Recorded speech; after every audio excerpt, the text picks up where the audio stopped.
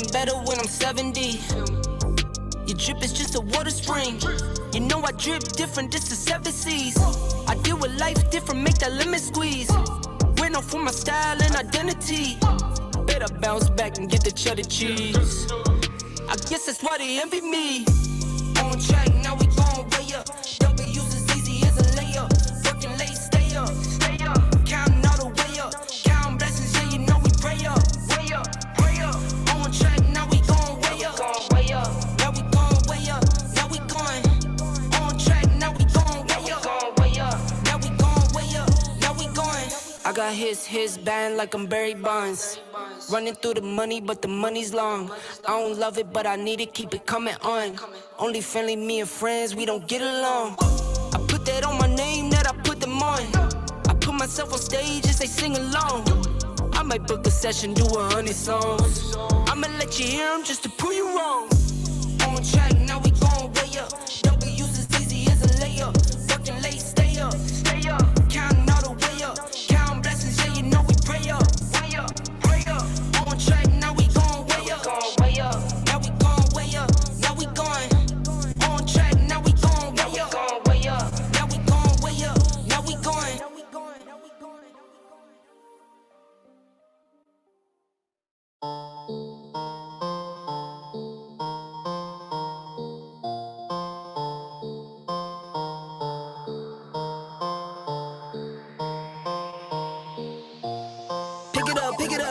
Pick it up. You see the drip, yeah, I'm fitted up. Hop in my car and the giddy up. Secure the bag, yeah, I get the bus. Pick it up. You see the drip, yeah, I'm fitted up. Hop in my car and the giddy up. Secure the bag, yeah, I get the bus. Pick it up. Ooh, I've been on the flex since flex zone. Neighborhood all in your eardrums. I ain't never scared like Bone Crush. Boy, I got God, don't fear none. My line busy, take no calls. Feels like I don't have no flaws. Snakes in the grass, cut those off. Yo, squad shady, my bros raw. No breaks, we go. Throw shade, that's a no. Go high, go low. Like spinning in a 644. Cash money like 504. Ball like AD24. No sleep, need more. Pick it up. You see the drip, yeah, I'm fitted up. Hop in my car and the giddy up. Secure the bag, yeah, I get the bus. Pick it up. You see the drip, yeah, I'm fitted up. Hop in my car and the giddy up. Secure the bag, yeah, I get the bus. Pick it up. Ooh, I'm a real one, my day ones. Try speak up, can't say none. Try dig dirt, there ain't none. I make the money that save up. 10 to 80, my savings. Take to the top from the basement. New car, race on. Fast lane, pace on. With the booyah, that's a flex. Non-human, I ain't from another planet. I'ma teleport, might vanish. I'ma wake up, do damage. Jordan number 7, East Bordeaux. Working all night, need more though. I remember nights I was poor though. Pick it up. You see the drip, yeah, I'm fitted up. Hop in my car and the giddy up. Secure the bag, yeah, I get the bus. Pick it up. You see the drip, yeah, I'm fitted up. Hop in my car and the giddy up. Secure the bag, yeah, I get the bus. Pick it up.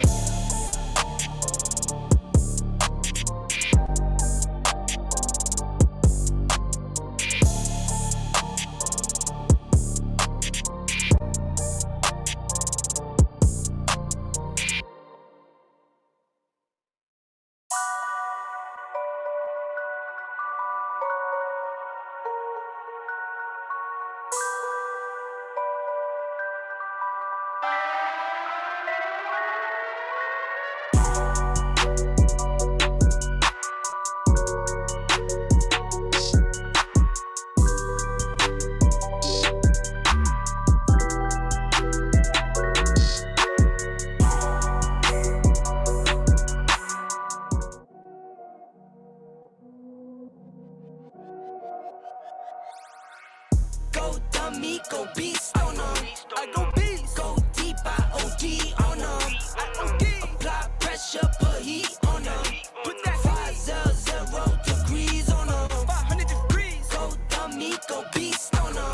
I go beast. Go deep, I OD on them. Apply pressure, put heat on them. Put that 500 degrees on them. 500 degrees. down, levitate. Going up, elevate. Watch me demonstrate. On time, never late. I grind, celebrate. No pump, fake, hesitate. I've been scoring every day. Champagne, Perrier. Since 9-3, been in the box, now I'm stepping up to home. Like straight out the sand lot, now I'm plotting on the globe. I work hard, I show love, that calm and steady growing. Got this far, I go hard, let God take control. I was starving, skinny, now my weight up, got no energy for haters. See you trying, see you later. I'm shooting for the stars, need no laser beam, blowing like the greatest, but it's one who's always greater. Go dummy, go beast on them. I go beast. Go deep, I OD on them. Apply pressure, put heat on them. Put that 500 degrees on them. 500 degrees. Go dummy, go beast on them.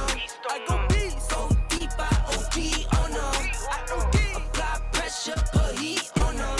Put that 500 degrees on them. 500 degrees. Smile good, skin clear.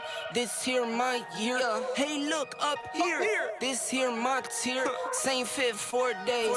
I grind 4 ways. I play no game. Yo,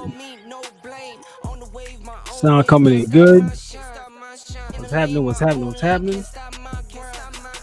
Welcome back. It's your boy Chris Strongart with another video. We back in here. We back in this thing. We finna get it on the popping. We finna get it moving. Shout out to the old subscribers. Shout out to the new subscribers. Shout out to the supporters. Everybody who's been holding it down with your boy. I appreciate you guys. I appreciate you for coming out once again. Oh, bro. We got a hot one. Before we get into that, we got other things I did want to touch on real quick. What's up with your boy Zion? Brothers out here making some false moves. Man, we're going to talk about it. We're going to talk about that and other things. We're going to talk about how we're starting to see even more of the downfall of the community, bro. It's getting worse than even what I thought. Like, it's getting worse. Now, we're going to talk about a couple things real quick. First off, in the news, Zion. Brother Zion out here getting caught up with these thoughts. Damn it, if these NBA players, I don't understand how come they have the hardest time dealing with these women. You would think that they would know more than any of us.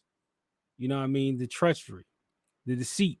You know what I mean? Like the stuff that they get caught up with is just like, bruh, average dudes like us can see so far beyond the obvious pitfalls, and cats like you just keep falling into it. And a lot of it, I think, is because a lot of these dudes think they're better. If you're not very familiar with what it is, essentially Zion has gotten caught up with, I guess he was dealing with like one girl was a stripper, one girl was in the sex industry, basically a porn star. He winds up getting the stripper pregnant. He's all on social media cheesing with her, smiling, they laughing, having a good time. And then the porn star chick gets on the internet, starts blasting them, talking about, oh, don't act like you wasn't just rocking with me, and but oh, you know, shout out to you and your baby mom and all this other stuff. I thought I was the only one and stuff like this. And of course, the brother is getting exposed for the text messages he was sending to her, talking about, oh yeah, how much is it gonna cost to fly you out? I'm gonna take care of you, all this other stuff. Like, I get surprised at the efforty that these NBA players get caught up in, that they get caught up with. And I think we just heard Shaq is out walking around with Brittany Renner. They got caught up somewhere. I don't know if we can say caught up, but he's out here walking around with Brittany Renner at some, took out to dinner, something like that, some hotel, just old friends catching up. Okay, yeah, sure. All right. But anyway. All right. These are the type of things that we say that brothers, y'all got to be smarter about how you moving with these women. And they even kind of touch on the SBE narrative of it all, because a lot of now brothers, we're going back and forth with the whole SBE thing. Like, that's still a thing. Brothers are going back and forth. We're still having these debates about what is SBE, who's doing it, who's this and that, shaming these women, trying to have them come back to the table.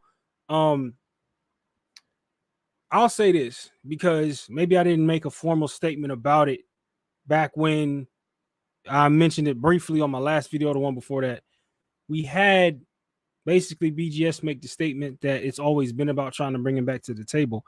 And I do believe, and I'm going to say it again, that brothers on this side of the hill are not in favor of trying to bring anybody back to any table.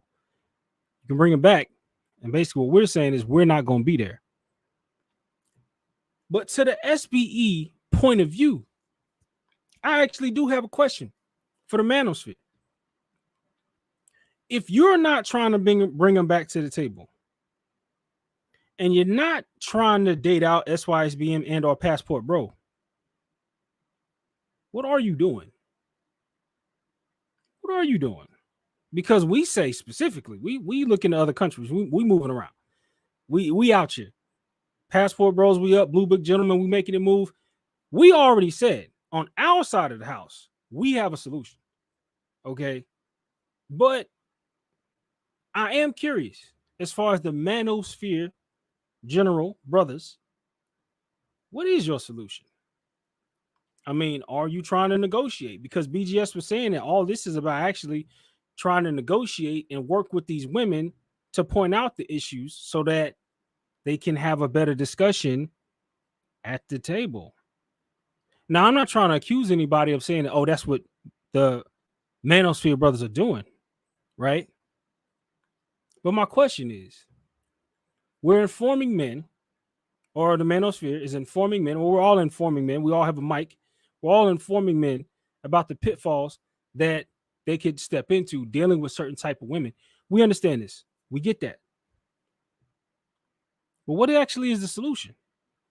Because if I was going to advise a brother, me personally, if I was going to advise a brother who says, oh, he chooses to deal with specifically Black American woman in the community, in the culture, all that's just what he wants, that's what he's about. And he's telling me, well, how can I better, what advice could you give me about better dealing with those type of women? I'm gonna be like, bro, I honestly, I can't really help you. Like, you know what I'm saying? Like, be your best self, get your money right. But there's still a lot of things you still gonna have to do it, because as Zion shows us, and any other rapper or athlete has showed us, it's not about your money. You playing the same game at a higher level. That's all it is. I even heard Anton on one of his last videos, because you know he'll throw out about 3-4 videos a day.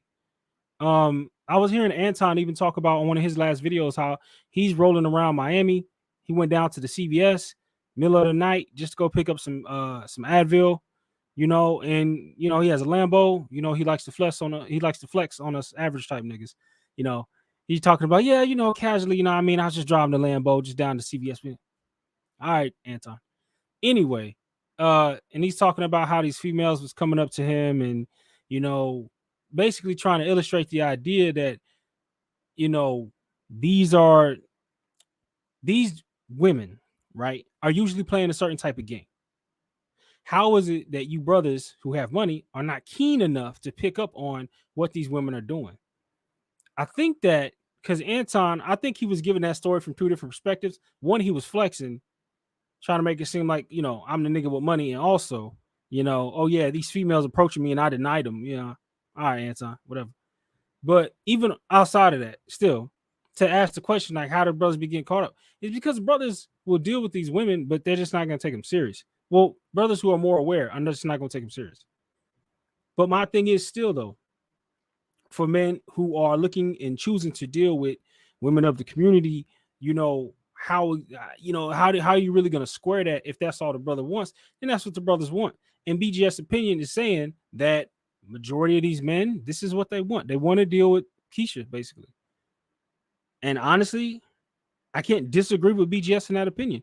Most Black men do want to stay right here and deal with Black women, and they want to have a better advantage with Black women. I'm sorry, I'm not the channel to give you that type of advice. If you feel like you want to go over there and have BGS preach to you about, oh, well, this is going to be the best way to deal with them, they respond to this and this and that, and when they come back to the table and negotiate it, I say, okay, go ahead, go for it. But over here, nah, we not on that type of time. All right, what I'm gonna tell the brother to do is go get your passport. I'm gonna tell you that it's better over yonder. I'm gonna tell you the grass is greener on the other side of the fence. All right. I'm gonna tell you date out interculturally, interracially, whatever. All right, with with no remorse. That's what I'm gonna tell you. If you having issues, then you need to shop at a different store.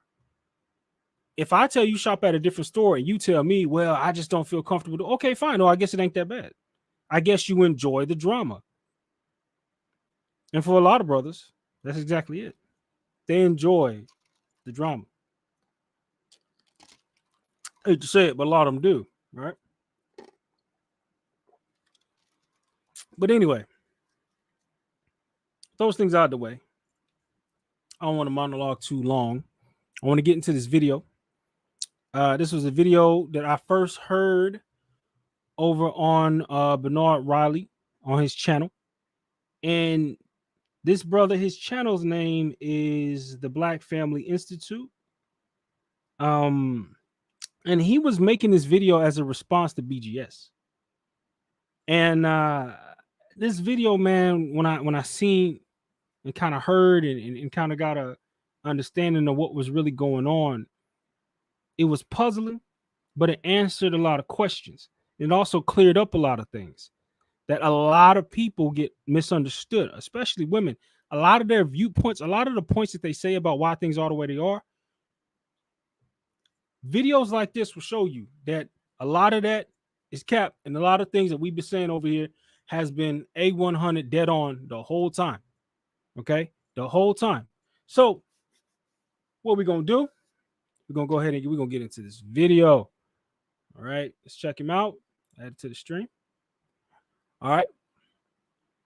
So as y'all can see, all right, let me get shut up.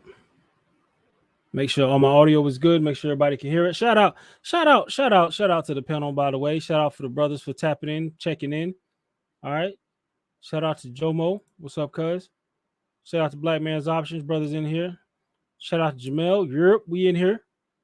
Tim Howard, best mod in the world. Tim Howard, what's up, family? What's up? Brothers are in the building checking in. Appreciate y'all for checking in. Appreciate you. All right, we're gonna go ahead and rock in and we're gonna get on this video. Let's check them out. All right, and here we go. What's going on, everybody? It's me, Heavy Hooks, aka Dean Smith, aka Rodney Smith, here with another video. And in this video, we're going to be listening to audio of seventh grade girls talking about family and community. I think this is very interesting because we have to understand that whatever is affecting us as adults ends up affecting our youth. And you can hear this in this conversation. So let me go ahead and start playing it. Now, before we get into it, I want to remind y'all the ages we dealing with. Like, you know what I mean? We talking about, he said seventh grade. We talking about like 12-year-olds, man. Like 12-year-olds, you know what I mean? Like, these are some young girls, you know what I mean, in their adolescence in school, right? And I just want to stress again the ages that we're dealing with. And what's about to be said for those of you who may not have seen this, what's about to be said, okay, is going to sound real familiar to you. Check this out. So that you can hear it. Here we go. All right, just say how old you are. I'm 12 years old. I'm 12 years old. I'm 12 years old. I'm 12. All right, so I've heard what I heard from a couple of y'all today, I just want to confirm because I've heard older black men say this, that black females will hit guys that they like. Can you confirm that for me? Yes. It depends. So that means a yes, then. Yeah. All right, so once again, right now he's just confirming some of the smaller talking points that he's heard BGS say of how black women kind of act, or even when they're young, how they'll act towards black boys, other black boys and black men. you know, and he's basically getting confirmation and literally asking the young ones, is this something that they, you know, do they honestly do this? So keep in mind that his questions are kind of coming from the standpoint of having heard what BGS said. So keep that in mind. So while we were in class, a girl hit a guy, a black girl hit a black male. And I was like, yo, this gotta stop. And then I thought about something that I heard somebody say before. And he said that a part of black culture is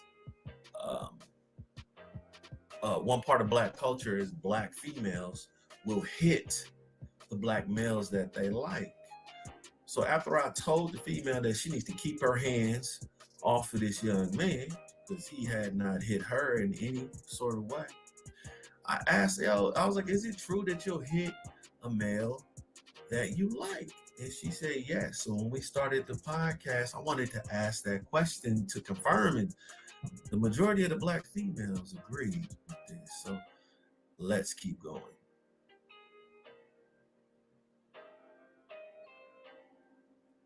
Yes. Yeah. All right, another question. Do you think that it's okay for females to have babies without a husband? I think it's fine. Yes. Definitely. No. No? All right. So why do you say it's okay for females to have babies without husbands? And what's troubling, even in the beginning of this, is how quickly they just, yeah. Like, I don't need daddy in the home. Yeah. And the fact that it's okay. Right? Off the rip, without hesitation. Before the brothers had a chance to speak to him about it, before they've had a chance to really get into it and had a chance to talk about it, they already just off the cuff. Yeah. It's okay to be in line with the mindset of the single motherhood. Now, he's going to get into why that is. Because I want to save a lot more of my opinions, more so for the end, for the backside. But the fact that it's so natural for them at this age of 12 years old to be like, who needs a daddy in the house? Oh, mommy can be single. That's fine. Already devaluing the idea of having a father in the home. To them, it's like, yo, it's whatever. That's not something that we don't even see the benefit. It's not even, well, why? Why do we care? Like, yeah, it's fine. Whatever. You know, mama's strong and independent. Whatever. What do we need a daddy for?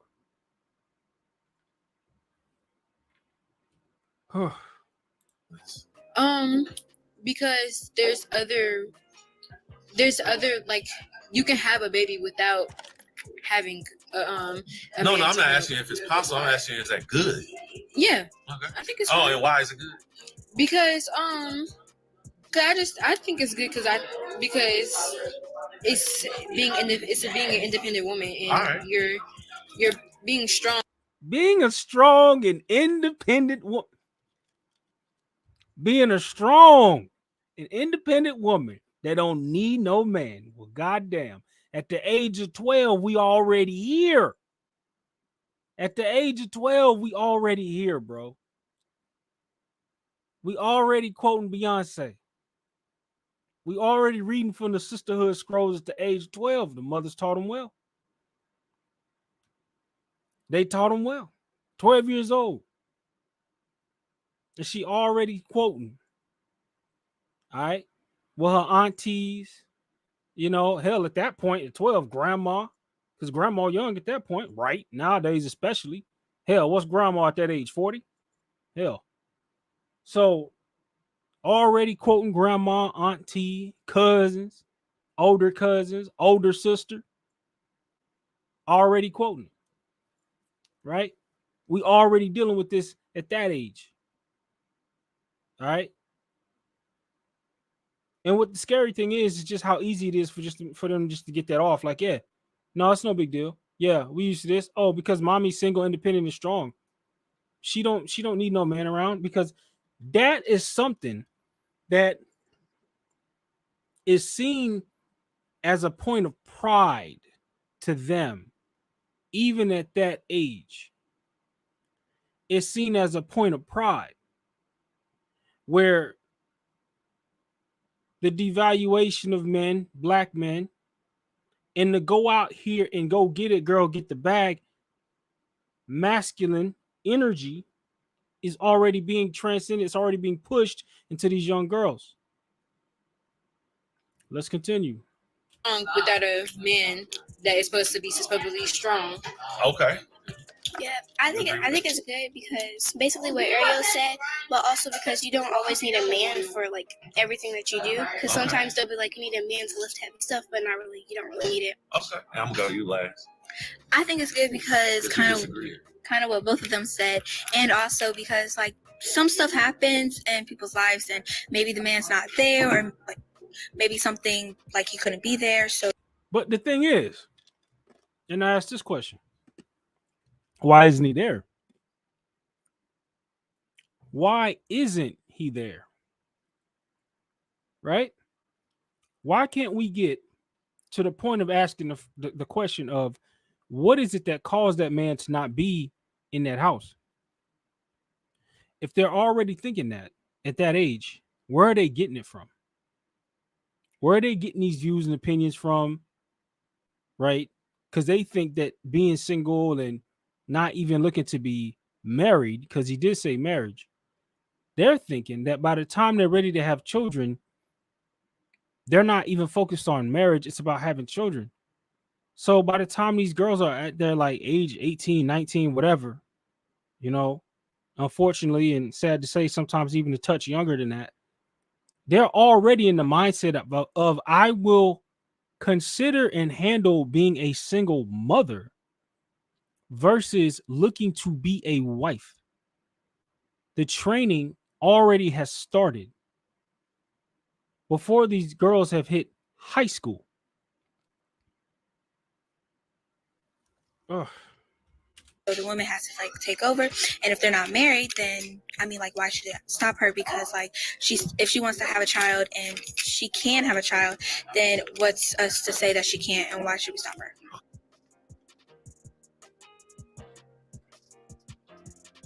So here, unprompted, I'm asking the young ladies why they think it would be okay for a woman to have a baby without a husband. And they say because women are strong, independent women.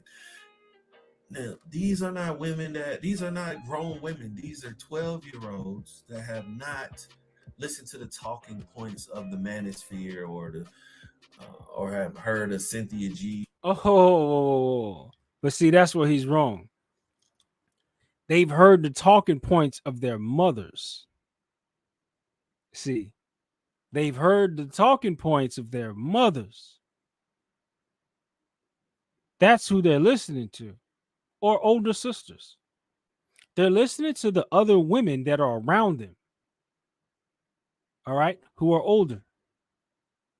And they're already creating a perception of what it's going to be like to deal with black men. Already.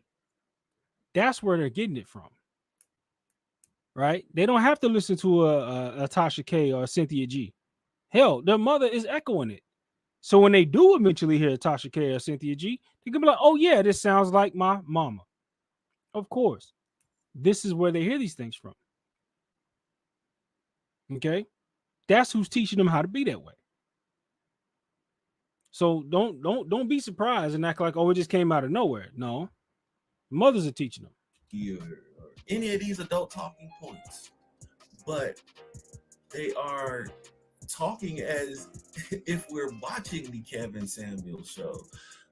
It's blowing my mind that kids that have never watched these shows still have the same talking points of modern women saying that yes, it's good for women to have babies without husbands. So we'll continue. Last, I'm going to the young lady, the 12-year-old one, the 12-year-old kid that disagreed. So it was one that disagreed, and I'm going to her last. And I want you to pay attention to what she says, because I go back and use that with these young ladies that said it was good. So let's continue.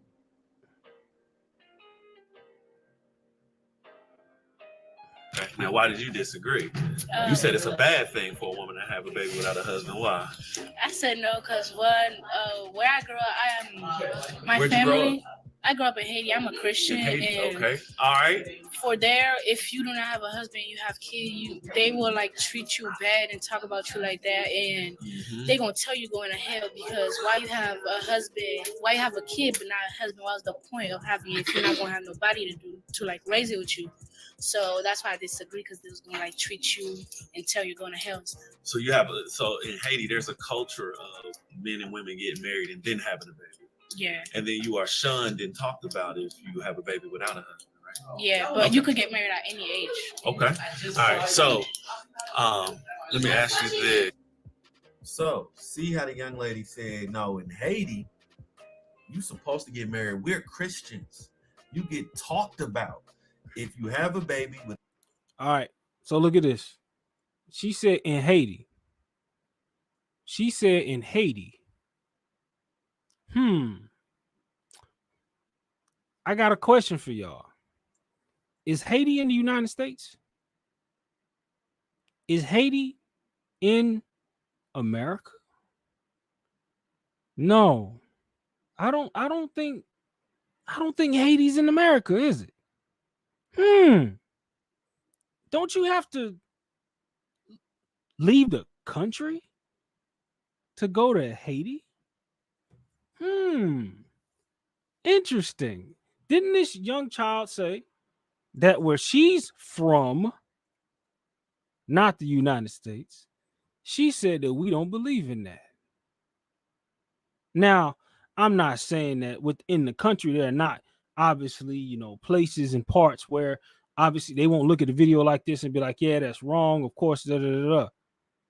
But we're talking about statistics and numbers. I believe he's talking to maybe about 5 young girls. 1 out of 5.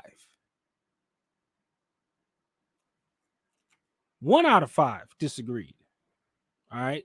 And that one just so happened to be somewhere where she was taught of a different culture. She was taught of a different culture to understand and perceive things differently. For those of you who question why it is that brothers like us who travel do what it is that we do, let this be a lesson that closes the book on that whole question. Even the children recognize. Where I'm from, we don't do that. How come it's like that here? Why is it like that here? Ask yourself. Shout out to the chat. LXST, I see you. What's up, family? Without a husband. So I'm going to use this and go back around to the ladies who said it was a good thing. So here we go. If we're going to build a community, if we're going to build a community, which is a collection of families, can you do that with a bunch of single mothers without husbands? I don't think so. Because if you're building a family, it depends. Because a community is a collection of families, right? Yeah, if you're building a family, like it can either be a single mom with 2 kids, that can be a family, and it can either. No, it's not. No, it's not. That's not a family. It's not a family. Now, I understand we're dealing with the logic of children. Don't get it twisted. But isn't it funny that even when we're dealing with and talking to the logic of children, don't they sound like women who are damn near in their 30s? The talking point is still the reigning, defending talking point of the community, that a woman who is single with 2 kids and no husband is still seen as strong, independent, the right thing to do. No father in the house is okay and the way to go. But the little girl from Haiti, she understands. No, that's a problem. No, that's a problem. Okay. But why is it so hard for the young American girls to understand? There's an issue with what you're saying. Why is that such a problem? When we grow up in school, because we all know, we all remember, and hell, I think it might be even worse now.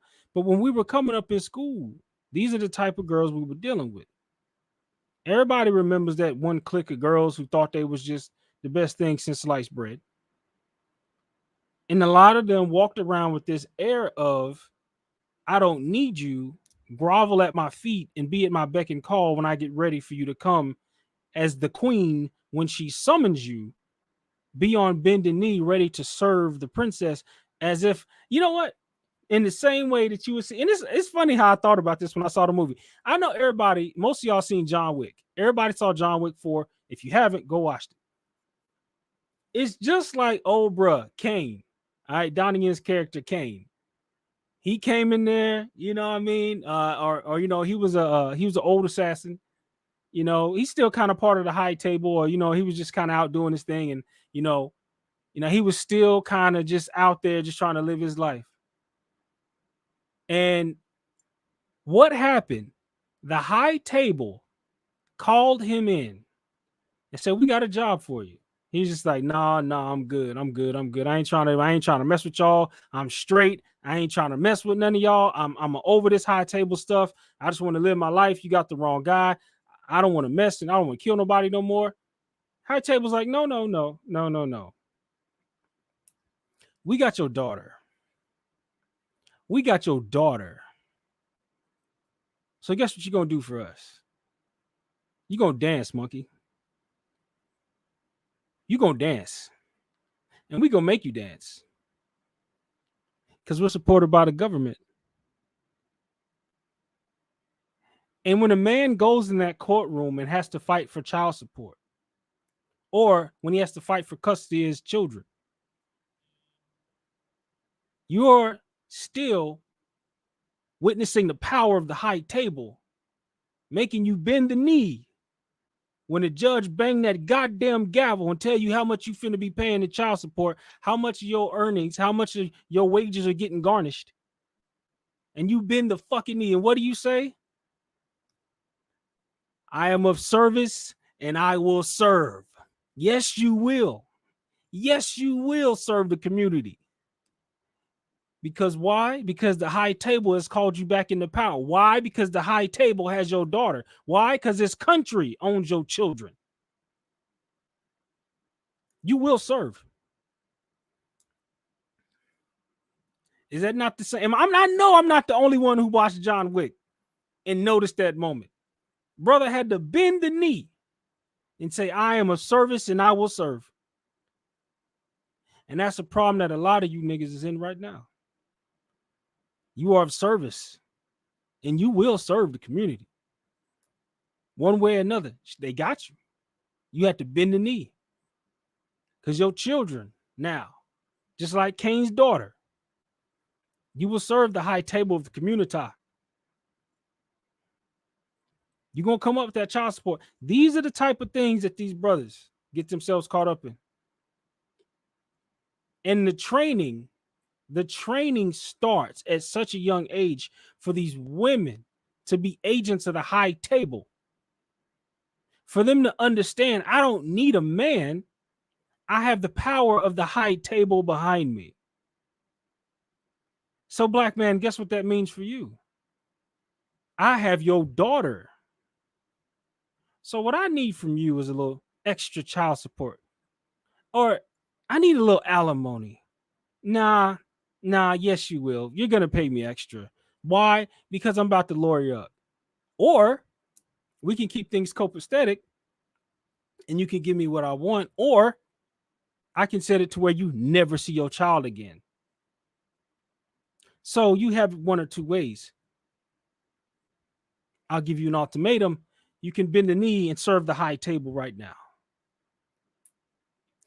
a lot of men, for those of y'all who have not had to deal with child support or the court system or the family courts, for a lot of y'all, what I'm saying may sound crazy, but for those of you who do have children and have been divorced, you know exactly what I'm saying. The pressure that gets put on you dealing with however high level of an agent you're dealing with at the high table, however high of a level she is, she will call you or may call you back into service. And you might be put in that position to where you have to say, I will serve. I am of service. And she's going to give you an impossible mission. I need you to go hunt down and kill John Wick. Or whatever job you get, yeah, I'm going to need about this much more of your money. Because your daughter, your child, you will serve and be of service. See how these things correlate? See how the parallel works? Right? See how the parallel gets in there? It's sad, but it's true. It's sad, but it's true. Okay? Let's continue. Be a mom, a dad, and a Notice how she said you can have a family with just a single mom. kid, which can also be family. So I feel like it would be better for you to have a husband to become a part of that. Also, now community. you're changing up your stance. Well, I don't. So remember, she said it's good to have this single parent mom. She said it's good, but then when she was talking, she said, "Nah, if we want to build strong families and communities, we actually need the mother and the father together to raise this child." So I'm asking her, "Hey, you want to backtrack now?" So let's see what she says. No, it's like I'm in the middle of both. In the middle. Yeah. Okay. What about you? Are you changing your stance? No, I think you could probably build a community because there's a lot of So people. we can build a strong community with just a bunch of single mothers. Yes. So what do we do with all the men? So again, I said, so we can build a community with just a bunch of single mothers, and she said yes. You agree too? Before I forget that what I added, do you still agree? Are you changing your stance? I'm changing my stance because I feel like we could build a community. Like she said, we could build a community with like, just single moms. Well, you said build a family, and I mean like not all families. I said, because of community. I said we're gonna build a community, and a community is a collection of families. But so can we really build a strong community with just single moms? Yeah. Yeah. Okay. So go ahead. So what do we do with all the men then? That's the second part of the question. What do we do with the men? Yeah, because you said we're gonna build families and communities with just single moms. Well, they're done for. I don't know. Ooh. Ooh. Ooh. Was it? Don't it say somewhere from the mouth of babes? Isn't that how it goes? I think it goes something like that. The men are done for. You niggas will learn how to swim, or y'all gonna sink. But even at the age of 12 years old, she said, I give no ground, you niggas will fall before I do. At the age of 12, she told you niggas what she really thinks about you. She said, you niggas will sink or swim. Either you will kneel before the high table or you will be executed. There is no use for you if you do not serve. You even understand that a 12-year-old is telling you the same thing. What? Oh my God, if this don't wake you niggas up, bro. If this don't wake y'all up, bro. A 12-year-old is telling you that you are useless unless you serve. That's what she said. She said, oh, well, I guess they're just done for. Really? Oh, that the arrogance. That's a strong-necked little girl. She's strong. She's strong. And the thing is that some of y'all might say, oh, well, they'll grow out of that. You know, they just 12 years old. They just talking. I'm going to tell you this. At 12 years old, she pretty much already knows who she is. She just don't have the experience to back things up. Most people don't change unless they have some type of traumatic event that really pushes them into a new direction. But on the trajectory that she's going on, she's already in the mind state of being a single mother and also not understanding or being taught how to respect men. What do we always say over here? It's taught. It's culture. This little girl is already saying that you brothers are done for. She's already telling you to save yourself, black man. So you know what? Even just her saying that, I don't want to hear not another black woman say anything about a black man who chooses to date out of the culture, or even furthermore, out of the race. I don't want to hear it. I'm not going for it because I'm going to play this. Why y'all got to date white women? Really? As if we were getting the best deal with you. The hell made you so special? Right? You don't seem, listen, the degree of loyalty that black men actually do have to black women do not have that same degree of loyalty and respect going back the other way, because she already told you either you will serve or you will be executed. You will bend the knee to the high table, or just like old brother who just got out of his court or just won his court case. All right. Just like him, what happened? She sent other assassins to go deal with him. Did she not? Did she not? Did she not? She sent other assassins to go deal with that nigga. Did she not? Brother said, I refuse to serve anymore. Oh, really? So you think you done? Check. No, don't even worry about it. Got something for you. Let me make a phone call. She called those brothers and she gave them a name.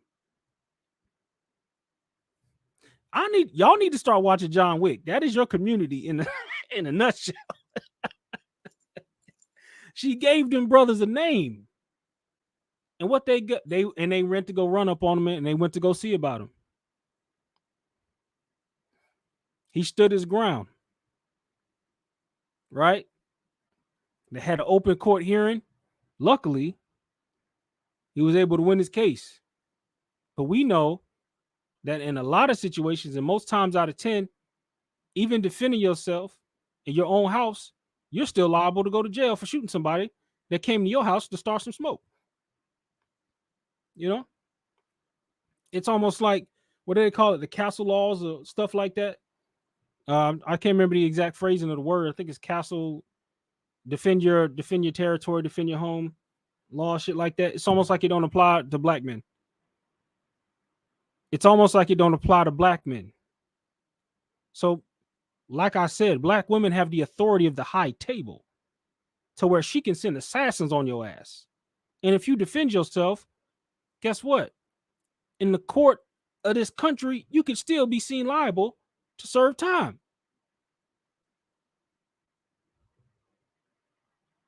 These are the type of things that happen when you choose to engage with the high table. And what was John Wick trying to do? John Wick was trying to get out in a way. He was trying to save himself. He was trying to save himself. He was trying to get away. In the end, he did, as far as we know, but he had to die for it. He had to die for it. When you engage in that type of situation with these women, bro, when you're not careful about your seed and where you put it, when you ain't careful about the type of women you're dealing with, these are the type of things, the type of roads you can lead yourself down. You will wind up serving.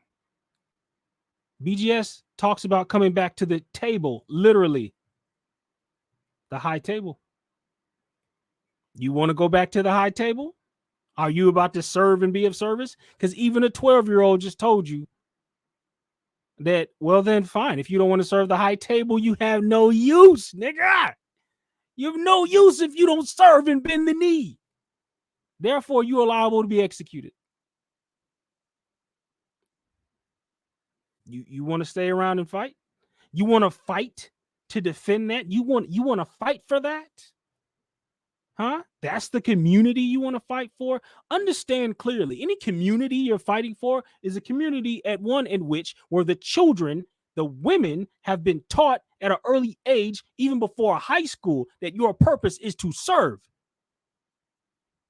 And if you do not do so, you have no use. The fuck kind of community is that? Is that what you want to fight and die for? Are you serious? On some pro-black shit? You goofy niggas? Seriously. Got to be black. Got to be the fuck for, nigga. The shit is dead. If you ain't seen it, you need to wake the fuck up. Even the children is telling you. Like, I don't want to hear no of the bullshit. A lot of y'all need to wake the fuck up. This is crazy. A little girl told you have no service. And it's not like she is being outrageous, because that is the same talking points or mindset that women older than her still say, twice her age, still say. So it's not like, oh, the 12-year-old is outrageous. No.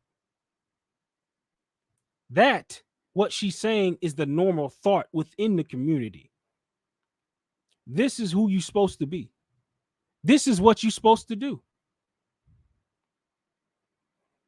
And this is what y'all want to fight for. This is what y'all want to defend. This is what, oh, if I make enough money, I'll make that bitch heal. Oh, really? Under whose law are you going to make that bitch heal? How about you go ask Zion about making bitches heal? Let's keep going. The men are just done for. Yeah, they can just go work. They can just the men will work and just give all the single moms the money. No, I mean, like, the men can go work for their own money. The single moms are they'll work independent for women. their money. Yeah. Okay, because they independent women. Yeah, I think the men should probably just like do what they want, and then maybe if a single mom needs a dad, then they can just. What is she saying? What talking point is that girl saying? I'll give y'all a minute. What talking point is she talking about? She's talking about stepdaddyism.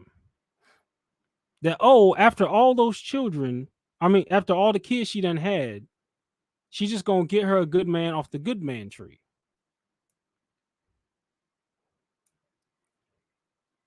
And the problem is that the whole premise of this conversation with these little girls,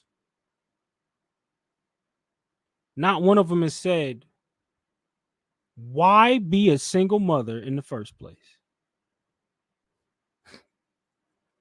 Not one of them have even said that. Why be a single mother in the first place? No, it's not even crossing their minds. This is the youth. We're not talking about no fresh and fit thought bitches, whatever done been ran through and up and down, all the different flowing out everywhere. We're not talking about no whatever podcast bitches. We ain't talking about, these are little girls. All right. Who, as far as we know, Jesus Christ, are not being active in that way yet. So what is driving these hard opinions that these little girls have? Where is that coming from? Where is that coming from? All right. I'm sure that we all kind of thought that this is what it was, but to actually hear it, it sounds just like what any other female will be saying on some type of podcast that you will hear out here in these spaces. I heard that a lot of these young women, they stop maturing at about 15 because a lot of them, they don't have to, because the world bends to them by the time they're about 15, 16, 17. They don't have to mature past that mentality because everything else they feel like they're entitled to. And where do you already see it building up? Fucking middle school. Let's go. So remember, my question was, okay, so we're gonna build this community of just single moms. Well, what do we do with all the men? And they were like, I don't know, they done for it. We don't need the men. So I'm gonna ask another SYSB on passport. Get your ass up out of here. Let's go.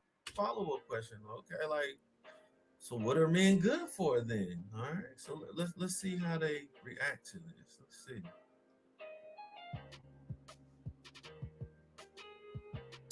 Find one. Okay.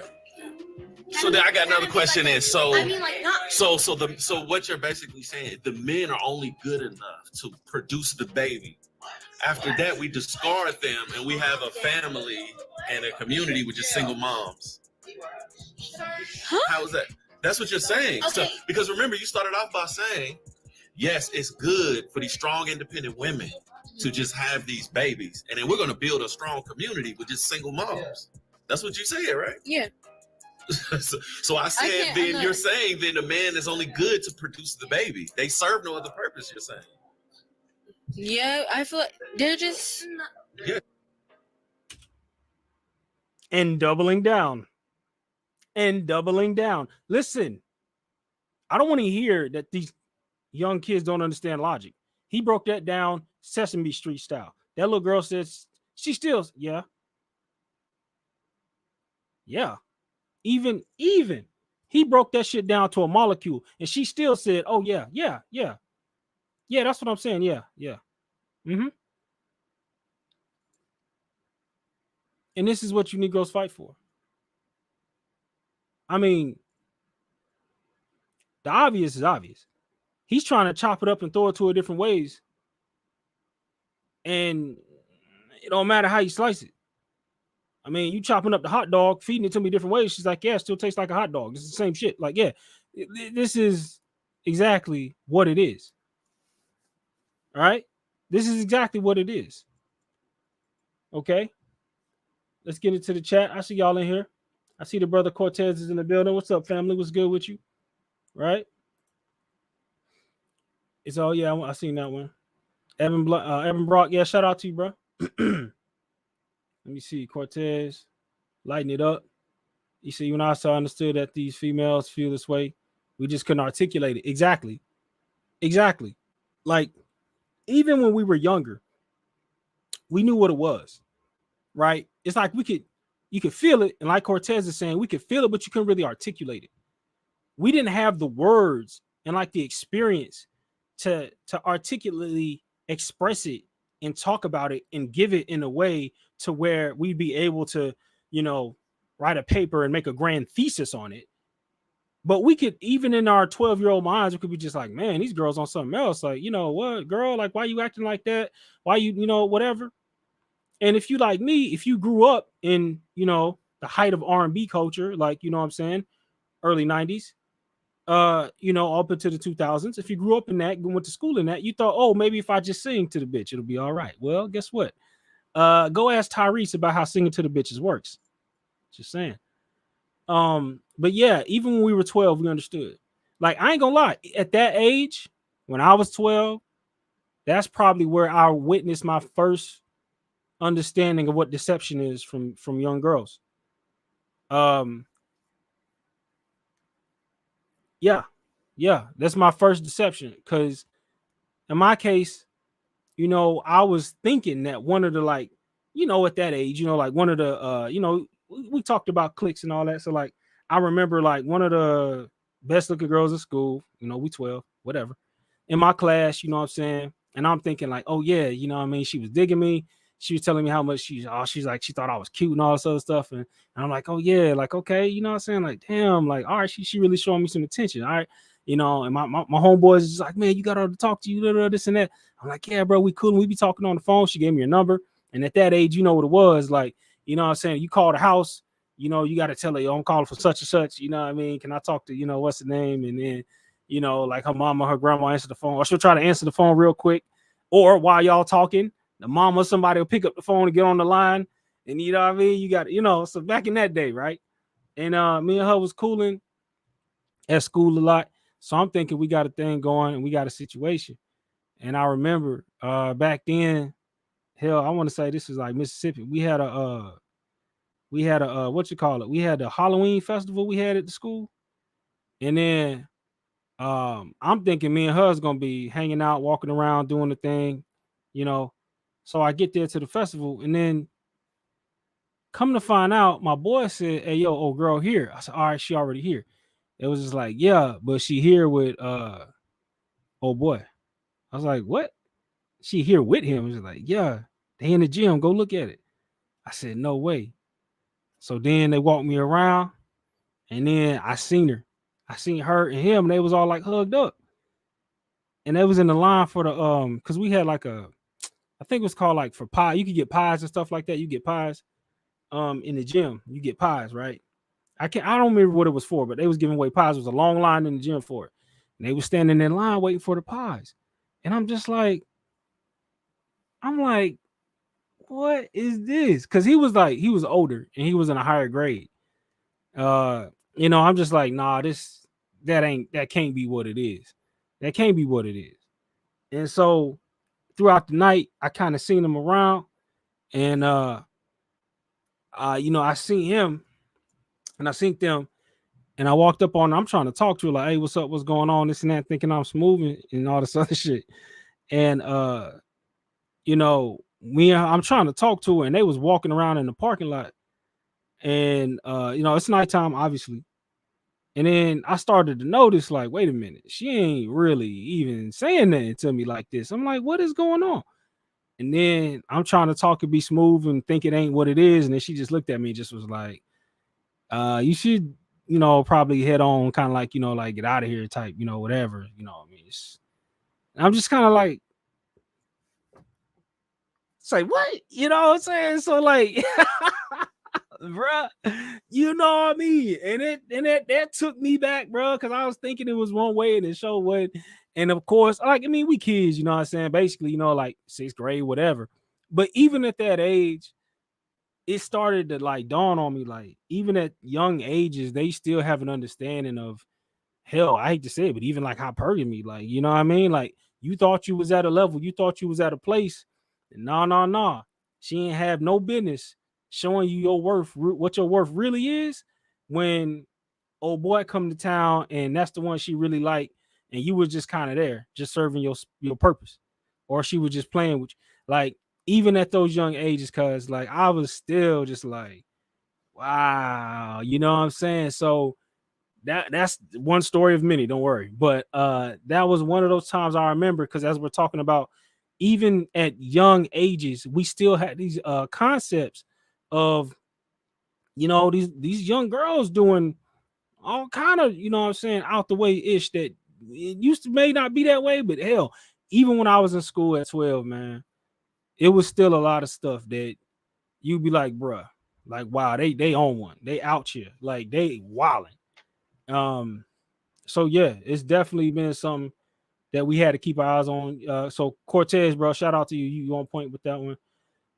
He said it's been this way my whole life. That's why I never took BWs of all women seriously. Yeah, it's hard to take them serious. Grow out of it. Actually, she will grow into it and get worse. Exactly. Cortez, once again, bro, you dead on. She gonna grow into it. They grow. That's what happens. They grow into it. As they get older, they grow into it. They get more confirmation. They get more experiences about how to be better at strengthening their mindset, and then watching how dudes act accordingly, which is why simps and blue pill white knights are even worse to deal with, because they will strengthen these girls' positions, because these women realize, I don't have to do anything. I got all these niggas to do it for me. I can send out my assassins. I'm a queen at the high table. I don't have to do a damn thing. So when she deals with a dude, right, and she deals with a certain type of caliber dude, if she don't get what she want, if she don't like him, oh nigga, you will serve and be in service, or you are liable to be executed. These are the rights, or these are the demands, or this is the creed of the high table. Okay, these are the, if you want to play the game of the table, this is what it is. Right? This is what it is. This is what these females is on. Hate to say it, but it's where things are. So Cortez, you definitely on one, bro. You definitely on point with that, cuz. All right, what else you got? He said she already has the F virus. It will only get strong in her body. Damn right. Alex says he said blue pillers going to overdose on the red pill. Listening to this, yeah, it ain't safe for you blue pill cats. It ain't safe. Like I'm not gonna sugarcoat it. I'm gonna keep it a buck. I'm gonna do my best to try to give y'all that real. And as it pertains to this type of topic, this type of information, I'm gonna give it to you. I'm gonna keep it real. I'm not gonna sugarcoat it just because we're talking about 12-year-olds, right? They are saying the same damn talking points. They are already in this game. Well, I'll give it to you even worse. We already know what it was like when you thought you was talking to that one girl in high school. You thought y'all was cooling. You thought you had it made in the shade with her, right? And now we talking high school, right? And let's put it somewhere in y'all like maybe 11th grade. And I'm being nice saying 11th grade. But you know what it is when, you about to head home, you about to, go home to school, you about to get on the bus, go home, whatever the case. But you realize she don't get on the bus. She gets picked up. And she's getting picked up by a dude who already driving a car, cuz already got a job. So when he already out here, you just like, wait a minute. Wait a minute. That ain't her family. Like, whoa, hang on. She getting picked up by a dude driving that. And you just looking at it like, okay, how am I supposed to compete? Wait a minute. Hold up. So even in high school, you start realizing the game. That's why I said from 12 to 16, it ain't like they have some epiphany and be like, oh yeah, the ways I thought as a little girl is 12. I'm beyond that. That was childish. No, it ain't. Like Cortez is saying, they grow into that. So to hear it at 12 shows you and furthermore lets you know that they've been on that. And a lot of blue pillars and simps stick along with that program and they feed into it because they realize that they don't have to grow out of it because they're in a culture that supports it. Some say it's a gynocracy. Just saying. All right. He said, I have another story of a chick lying on several men about snap. She's not even in jail. Yeah, that's sad, cuz. That's sad. They do all kind of out of the way stuff. She lied on 7 men, still has custody of her kids. Yeah, bro. They wilding. Yeah, brother, I told you I'm a young guy. Don't get any better in the 20s. Facts, LXST. Yeah, bro. Yeah, man. I know you going through it, bro. Because you at that age where, you got girls in their 20s are not, we'll say 20s. They're usually looking for guys who are a little bit older and got a little bit more. So it's kind of hard when you're in your 20s as a male because you haven't done very much. Now, I'm not saying you haven't done very much, but most guys haven't done very much as far as degrees or a lot of money because you're still trying to figure it out to get to your highest levels. And like I just gave the analogy with high school, it's like, how in the hell you really supposed to compete when she out here, got access to dudes who are way out of school, like college level? What are you really supposed to do about that? Okay, so the market is completely out of balance, quote unquote, out of balance. I give you another example. My brother, one of his friends, sister is on IG, like heavy. She's like IG model status. Got like 1 million followers. Fashion Nova, all that. Okay. And he was even telling me that he personally saw Chris Brown hit her in her DM. And I said, I'll be damned. How are you supposed to compete with that? And she a chick. She look good. She look definitely she look above average, you know what I'm saying? But how is it now that you compete in this social media era where Chris Brown could reach out to your girl and either A, fly her out or say, yo, I'm gonna be in your city doing a show, okay, and I want to see you. So when Chris Brown comes to your city, you know what it is for that girl that you've been chasing. I've already heard, we know we've all heard it, where girls be like, yeah, we cool, but when Drake come to town, you know what it is. And you like, nigga, what? Whoa, did you say Drake? Nigga, Drake? Like the Champagne Poppy? Like you know him? Oh yeah, we talk in my DMs all the time. You know what? I'm gonna go ahead and I'm gonna let you rock. Yeah, nah, nah. We cool. We cooling. We good. We good. We're gonna pass on that. I'm just saying, there's a reason why brothers will tell you to don't be trying to rock with girls heavy who got these big IGs, because their reach is, bruh. You want to talk about them not being faithful, cause they don't even know what that is, bro. Like, get out of here. Just being in a higher grade wasn't probably still as attractive to young girls. Yeah, hypergamy is undefeated. Well, my elementary school had a twerk. Oh my god. Oh my god, Cortez. Cortez. Where did you go to school, bruh? Where did you go to school? Oh yeah. I mean, like you said, nowadays that ain't that wild. That's not that surprising to hear that. These girls in their 20s are just goofy. Facts. He said, like, literally slow. Yeah. Crazy thing is, they never get pregnant by the dudes with money. Funny how the dudes with money, some of them have a tendency to be smart. Some of them, almost never. Gen Z especially. Facts. All right, let's continue with the video. See how she said, yeah, and as she's talking, the other two are thinking. They're like, I don't know, this don't sound right. And that's the whole point of this, is to get them to think about these things that they typically don't think about. Also, I'm gonna go ahead and drop the link just in case anybody wants to join.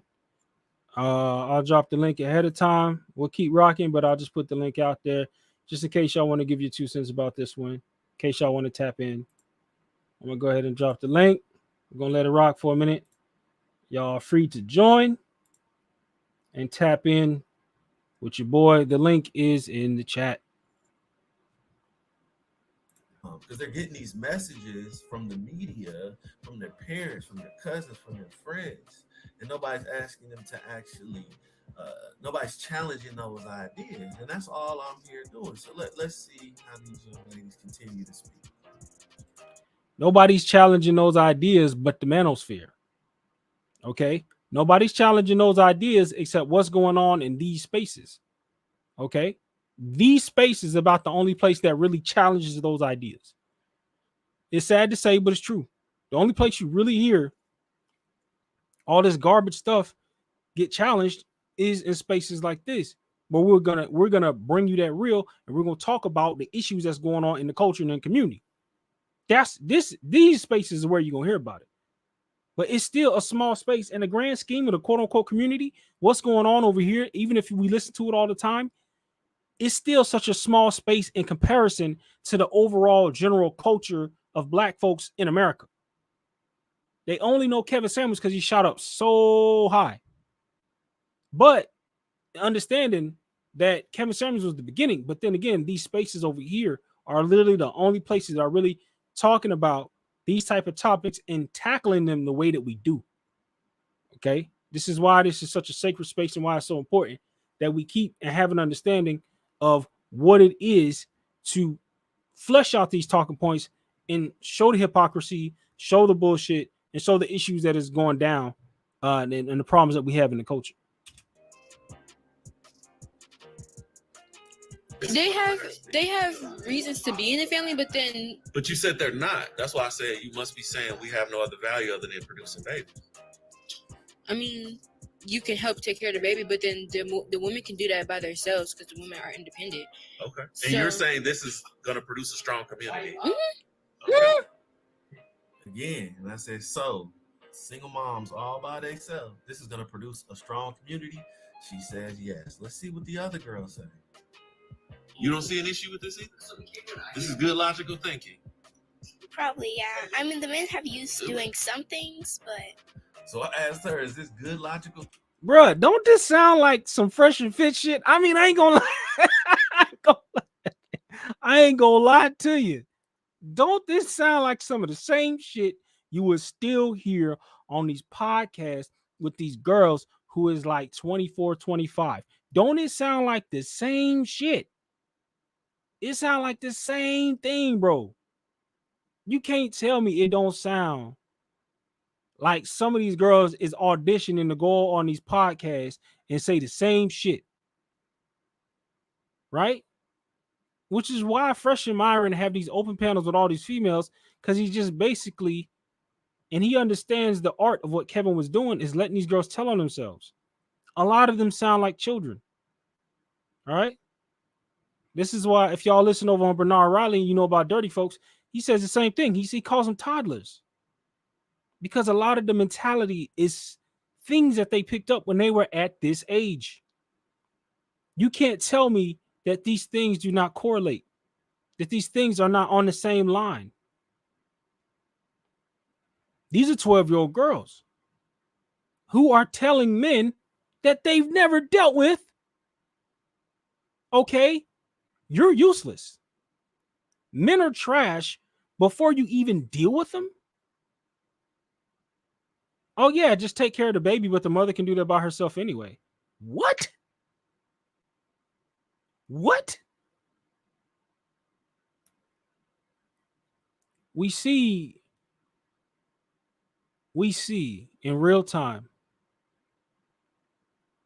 the physical downfall of the community that some of you Negroes want to fight for. We see in real time the physical downfall. Rome is on fire. This shit's burning. And we can use these children as an example that speak to the talking points of the destruction of their own family and community. They are in lockstep with the quote unquote and so-called and presumed agenda, if there was one. They're in agreement. They're in agreement. Again, link is in the chat. Thinking that we can build this community, a strong community with just single moms, and she says, yes, that sounds right. Okay, before we continue, are y'all Christians? Are y'all parents Christians? Now, the reason I'm asking them if they are Christian is because the lady from Haiti said she was Christian, and in the Christian faith, they don't teach that, you should have babies outside.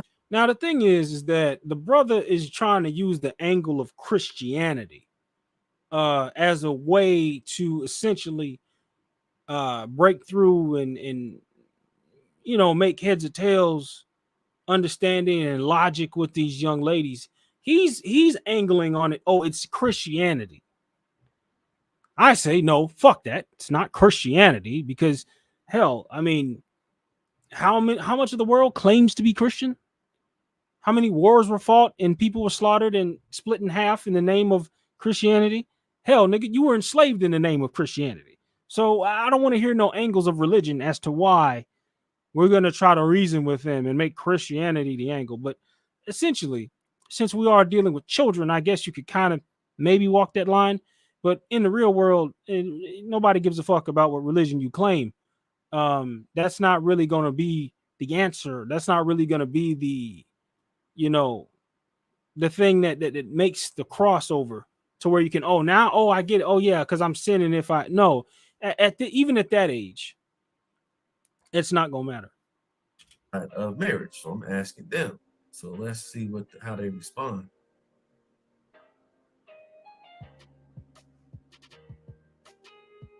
I don't know. You don't know? What about yours? Yeah. So in the Christian religion, they preach we can have single parent homes, and that's gonna help build a strong community. That's Christian life. Fornication, having babies out of wedlock, that's a part of the Christian faith? No, not really. Okay. So now they recognize that's not what they say in church. That's not what they say in church, brother, but do they care? Do they give a fuck? Like I said, trying to shame them with religion.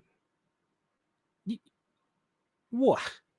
You think that is going to sway the hearts and minds of these young, bruh? At that point, you are in delusion. You are. Now, I know he's just trying to make a point, but you act like those girls can't see the obvious, Like they can't see the obvious contention with the two mindsets. But they're, even at that age, we remember, you knew right from wrong, but you would still try to get away with shit. Didn't matter. Trying to say a God that they've never seen is going to punish them if they choose to embark on something that, okay, well, religion says is maybe wrong, but try to shame them into saying or thinking that, oh, well, you're wrong because religion says so. Even at that age, they're basically showing you they don't give a fuck about that. That's not an angle that you're gonna be able to use, family. You got to try hard than that. Keep going. Y'all don't want to backtrack yet? Doesn't sound like it's matching up with your values. Okay, so I'm backtracking just a little bit. Okay, good. Because so I still think that it's okay for the women to have a child, like if she's not married, but I feel like the man should be involved with the child's life because the child needs a father. Okay, but we ain't talking about that. Oh, the man should be involved. Child support, nigga. What did I say? I said you will serve and be of service. Did I not? Oh, you will be used if you can be used. But that women will still have autonomy. She will still have authority. She will still be in control. And she will still have her own. She will still be single and independent. And the reigning and still the same talking point that has been you. See what I'm saying? All right. All right. This is as long as I'm not the only one who sees it. Right? You will kneel to the high table. You will serve and be of service. Okay. I should have used John Wick for my thumbnail, but you will serve and be of service. Even the child says, oh, no, he can just pay child support and be in the child's life. If she feels he can be if she feels, because at no point in this video have these young women given any ground to the thoughts, opinions, or feelings of the father in question or any male at all. Well, maybe the dad wants to be in the child's life, so I wouldn't tear the family apart. I would no, fuck all that. I run this motherfucker. At 12 years old, I'm going to set my house in a way to where I run this shit. Do you see that even at the age of middle school children, they already got it in for you niggas? Do you see at the age of 12 years old, they already got it in for you niggas who believe you finna save a community? How are you going to save them from the propaganda that they eat every day from their mothers? You ain't saving shit. Homeboy, what you doing? Like I said, you will serve and you will be of service. You better go ask Cain about how strong that high table is when they got your children dangling in front of your face. Let's continue. I see you in the back. It's almost over. It's like 2 minutes left. We're talking about, because remember the question is, should women intentionally do this? Would that be good? And y'all they should not. Yes. They should not intentionally have they should not intentionally have a child without the father or by themselves. Do you agree with that? Or are you still sticking by it's good and okay for these women to do that? I have some agreements with Amaya, and then I have some disagreements. Good. What's the disagreement? Because I'm not arguing that a woman can't raise a child, doesn't have the ability. I'm asking, does that help build a strong family and community? If a woman was to build a community by herself, and then can that happen? So are you suggesting we can have a community with just women and their kids? Well, is that a I don't community? know if you're talking about is it like a Christian thing? Because No. If we y'all learning about Islam, right? Do you think in Islam they would allow women to intentionally get married and intentionally have a baby without being married? I don't think so. No, because they realize that doesn't build a community. A community is not one gender. So I'll stop it right there.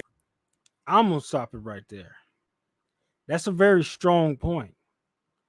A community is not one gender. Islam teaches different, but yet and still they understand that they can coherently make a point to say, but I am not Islam, but I'm in America. I'm here.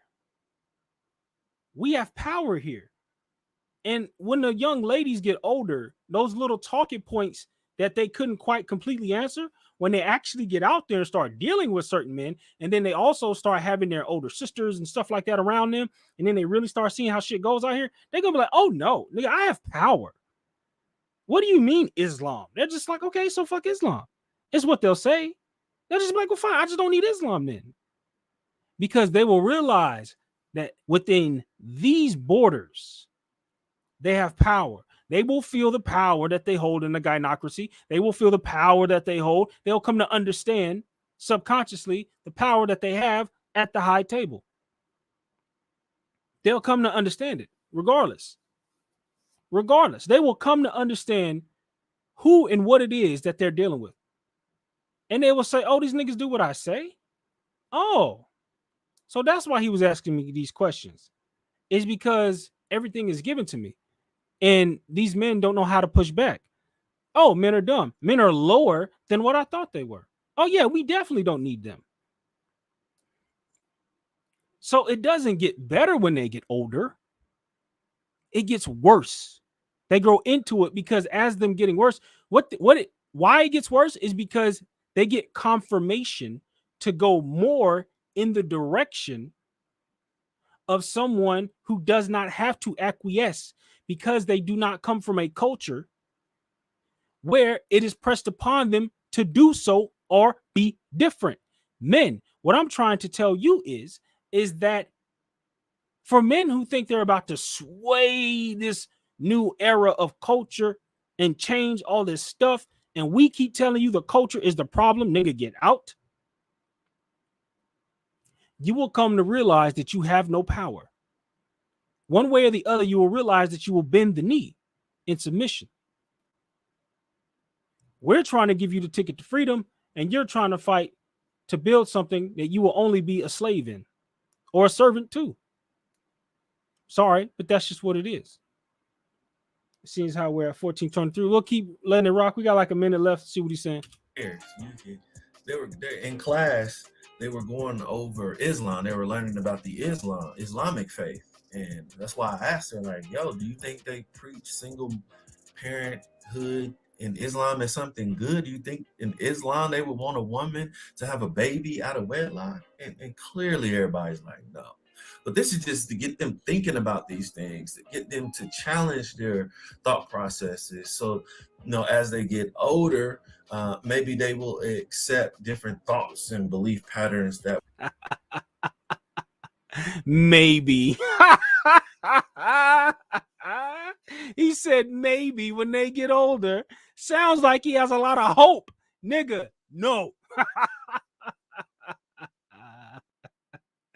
Oh, shit. It's sad to watch, but damn it, it's true. No. Maybe when they get older. Bro, if you don't knock it off, maybe when they get older, they'll realize, no, big dog. No, son. Ain't no maybe when they get older, nothing. But with that being said, I'm going to go ahead and bring my guest up who was in the back. Give me 1 second. Bring this down. Bring up my guest. Brother E. Prez is in the building. What's up, brother? Oh, hold on. You're on mute. Let me get you off mute. Wait. Nah, can't unmute because I got it. My fault. I had it on mute, man, from last time. What's going on, man? Man, what is happening, brother? What's going on with you? Man, bro, I listened to this broadcast yesterday. Yeah. And the only thing I could do was shake my head, because you have 12-year-old girls and he's having a conversation with them, and you have to think about it. They were very adamant about their beliefs. So at 12 years old, they already had cemented what they thought of black men. So their programming started someplace around 7, 8, or 9. Exactly. And at 12 years old, they've already made the conclusion. Now, on the flip side of that, little black boys have been told to do this and do that and be this and be that and all this other stuff and be accommodating and these your queens and all this other stuff. But you get a glimpse into what the manosphere has been talking about, black men in particular, as to how there is no hope for the community because you're not going to be able to save the people in it because of this, because the program is so in depth. And the crazy part about it is this guy is having what I call a red pill revelation, along with Anton and some of these other guys, because they were in the belief that, oh, the community is not as bad as these guys make it out to be. They're just exaggerating it. But they never took the time to ask because they were either already in a situation where they were married or in a relationship, or already had a family, and those issues weren't affecting their family. At least that's what they thought. And when they first come out, they always inquiring about, oh man, these guys are just whining and complaining, blah, blah, blah, blah, blah. You know, we got all these terms now, shame, blame, explain, all this other stuff. But when you go and ask these women, young girls, what they think, you have an epiphany, and it's not for the better. It's for the worse, because you realize what these men have been saying is true, that the community is dead. Because you're talking about saving 12-year-olds, bro. You know how many decades that you would have to put in to even have a glimpse of having some type of black community, a semblance of a black community here? You have to start dealing with the kids that are in the womb. And we already know how that goes. Right. It's too late. It is literally too late. Even in his questioning, they were still pushing back. Why? Because they were having a cognitive dissonance moment in front of him. And they were trying to fight their programming with logic. And they couldn't get past it because one of the girls said, I feel this and I feel that. Bro, it's too late. It's too late. It's too late. And one question he didn't ask is, are your parents together? And I bet you that little girl, the Haitian girl that said she had a Christian background, I bet you her mother and father were together. Yeah. I bet you the mother and father were together. And the stepdaddy issue. You want to be stepdaddy to these women with these kids, ungrateful bastards? Yeah. Oh, yeah. So and think I'm gonna put, and put my dime, my shine, and my time into your little funky monkey ass? I don't think so. I don't think so. I'm not gonna do it. And not gonna do it. But the fact that you have these little girls testifying, sounding like these 40, 50, 60, 70-year-old bitter woman is all the proof that you need as far as I'm concerned. Well, bro, the community dead. It is. The community is dead because they keep saying the children are our future. Well, shit. Everybody, you just got a preview of the future of the black community in America. Damn right. Like you made a point, like that's gonna be your stepdaughter, or whatever. They got this mentality of you don't matter anyway. So what do you think the mama thinks? Where did the daughter get that from in order for her to already have that opinion of men? Got it from her mama, her aunties, her bigger cousins, all of that stuff, because they have been able to continue to perpetuate that falsehood. But see, times are changing. And they're only telling half the story.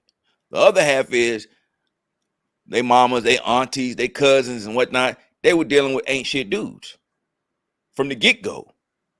And now we know that. We have the data, we have the statistics, we have testimony. Bro, look at the issue right now with Billy Garland, Tupac's biological father.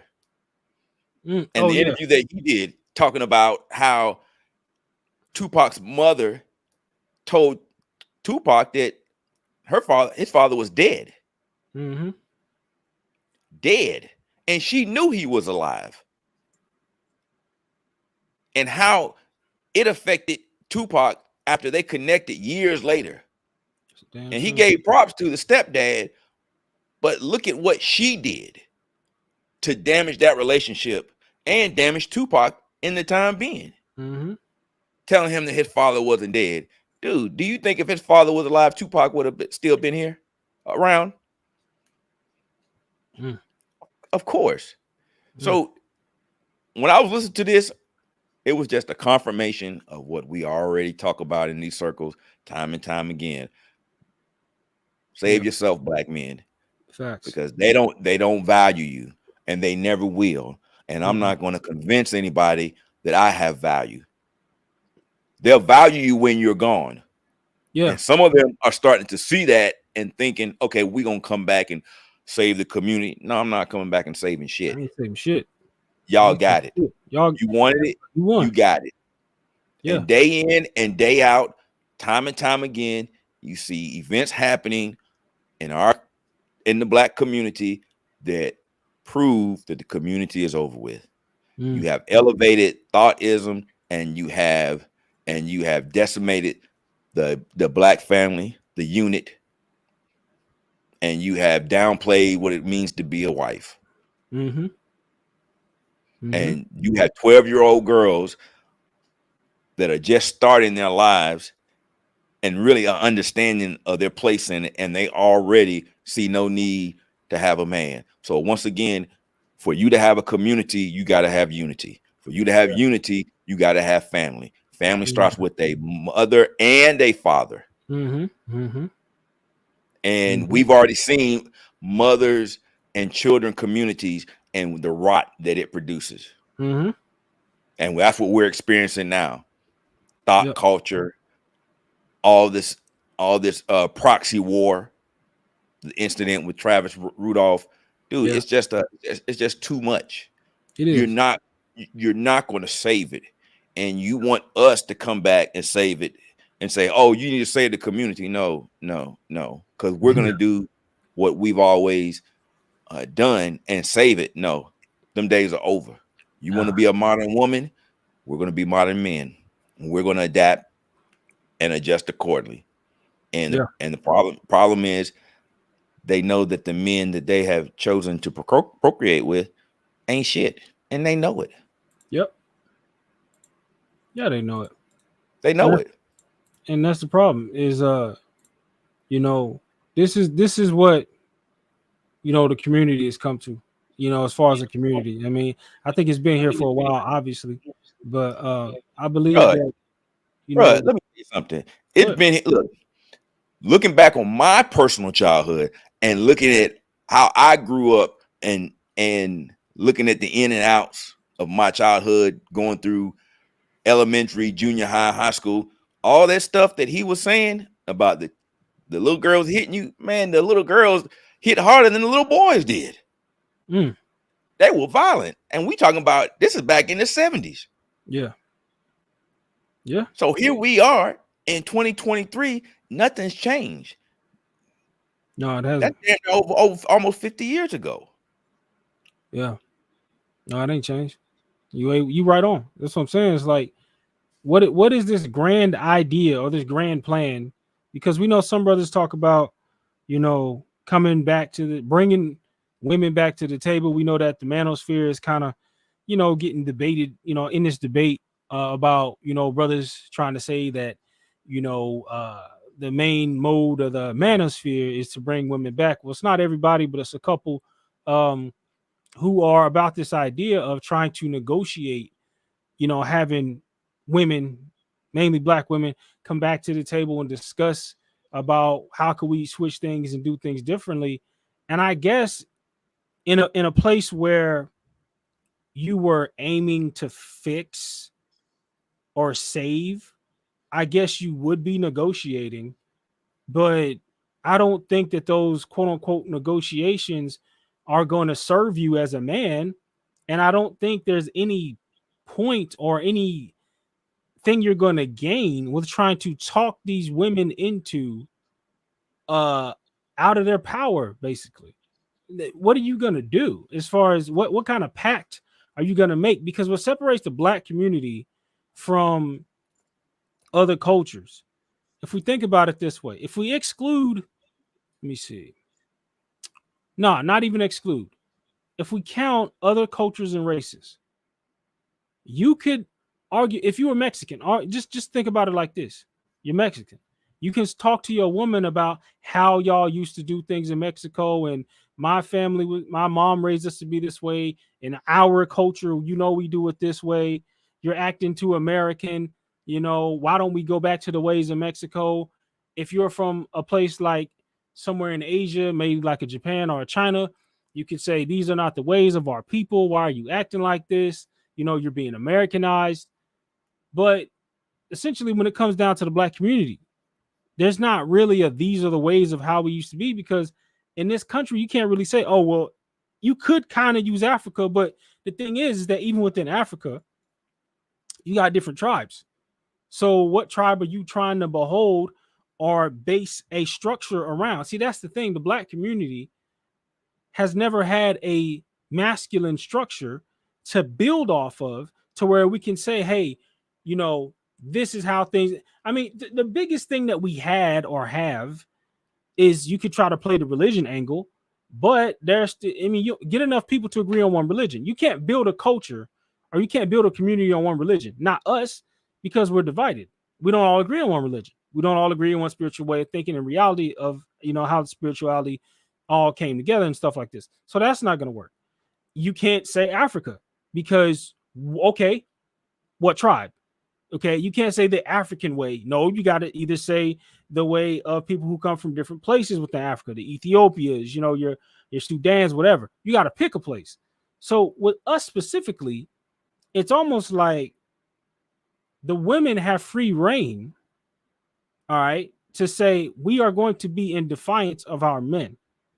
And the problem that I think a lot of black men need to understand is that in this country, you don't have a culture, or you don't have a mechanism of, or what BGS calls he even says a social contract that gets, adhered to, that gets structure around it. There's no social contract. There is nothing. They can essentially do what they want, play the game as long as they want. And then when they get ready to, be done with you, they can be done with you. Not saying any other race of women can't do that, but for black folks especially, we don't even have like a country to point to and say, let's do things like the way we used to do them over here. We don't even have that angle. So yeah, but to a certain extent, I agree. But even with all the traumatic stuff that we've been through as a people, we still have some segments of our history that we were prosperous. They just don't tell us about it.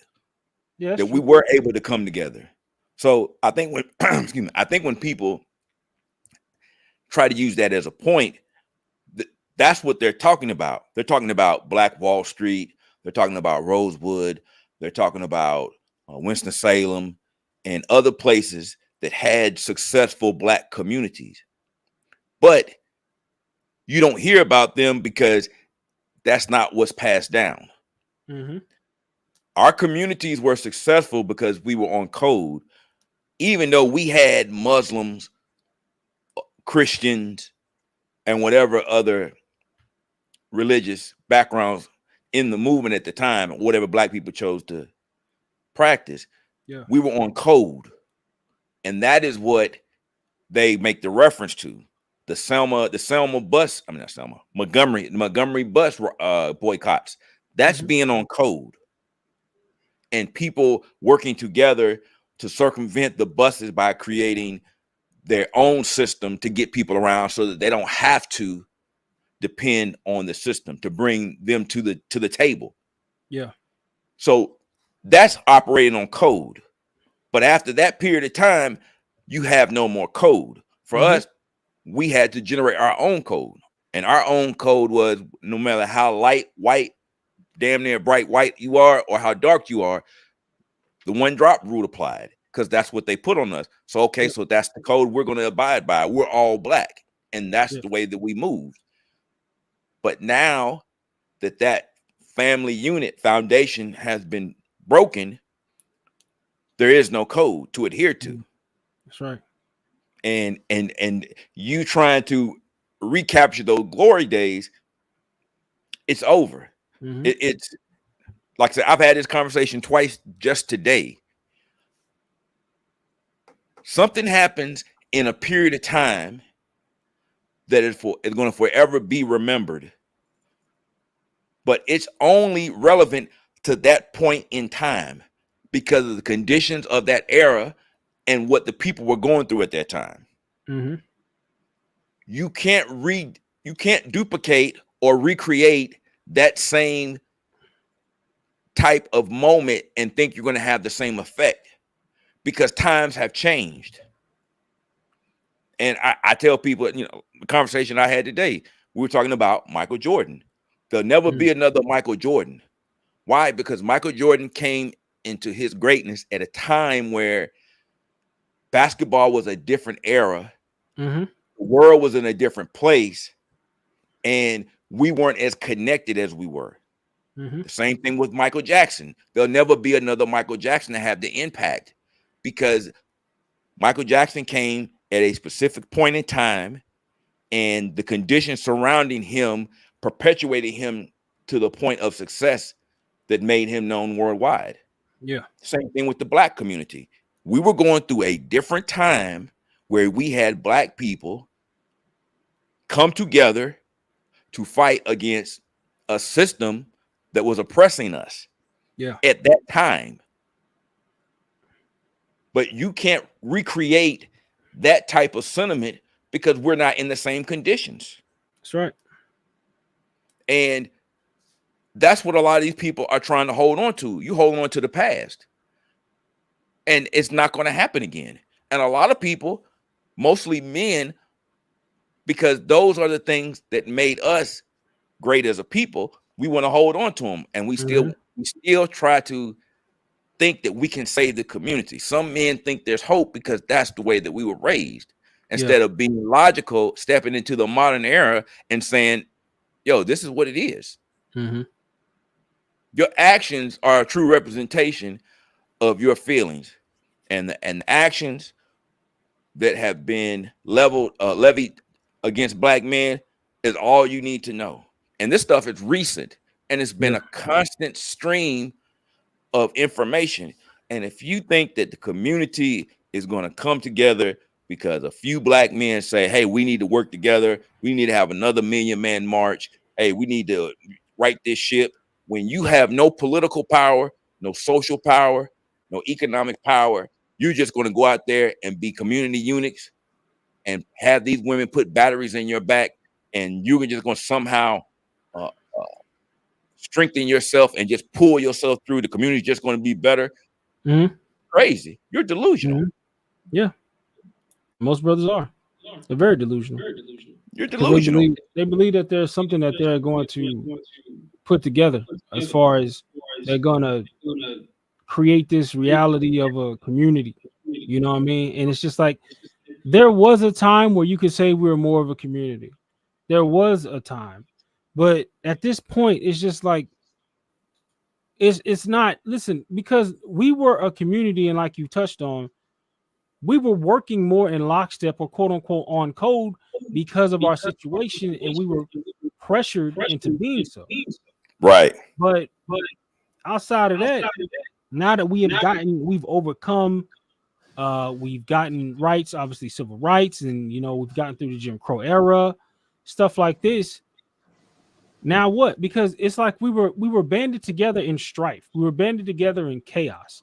We were banded together like in time of war. We assembled like the Avengers, okay, in order to reach a common goal.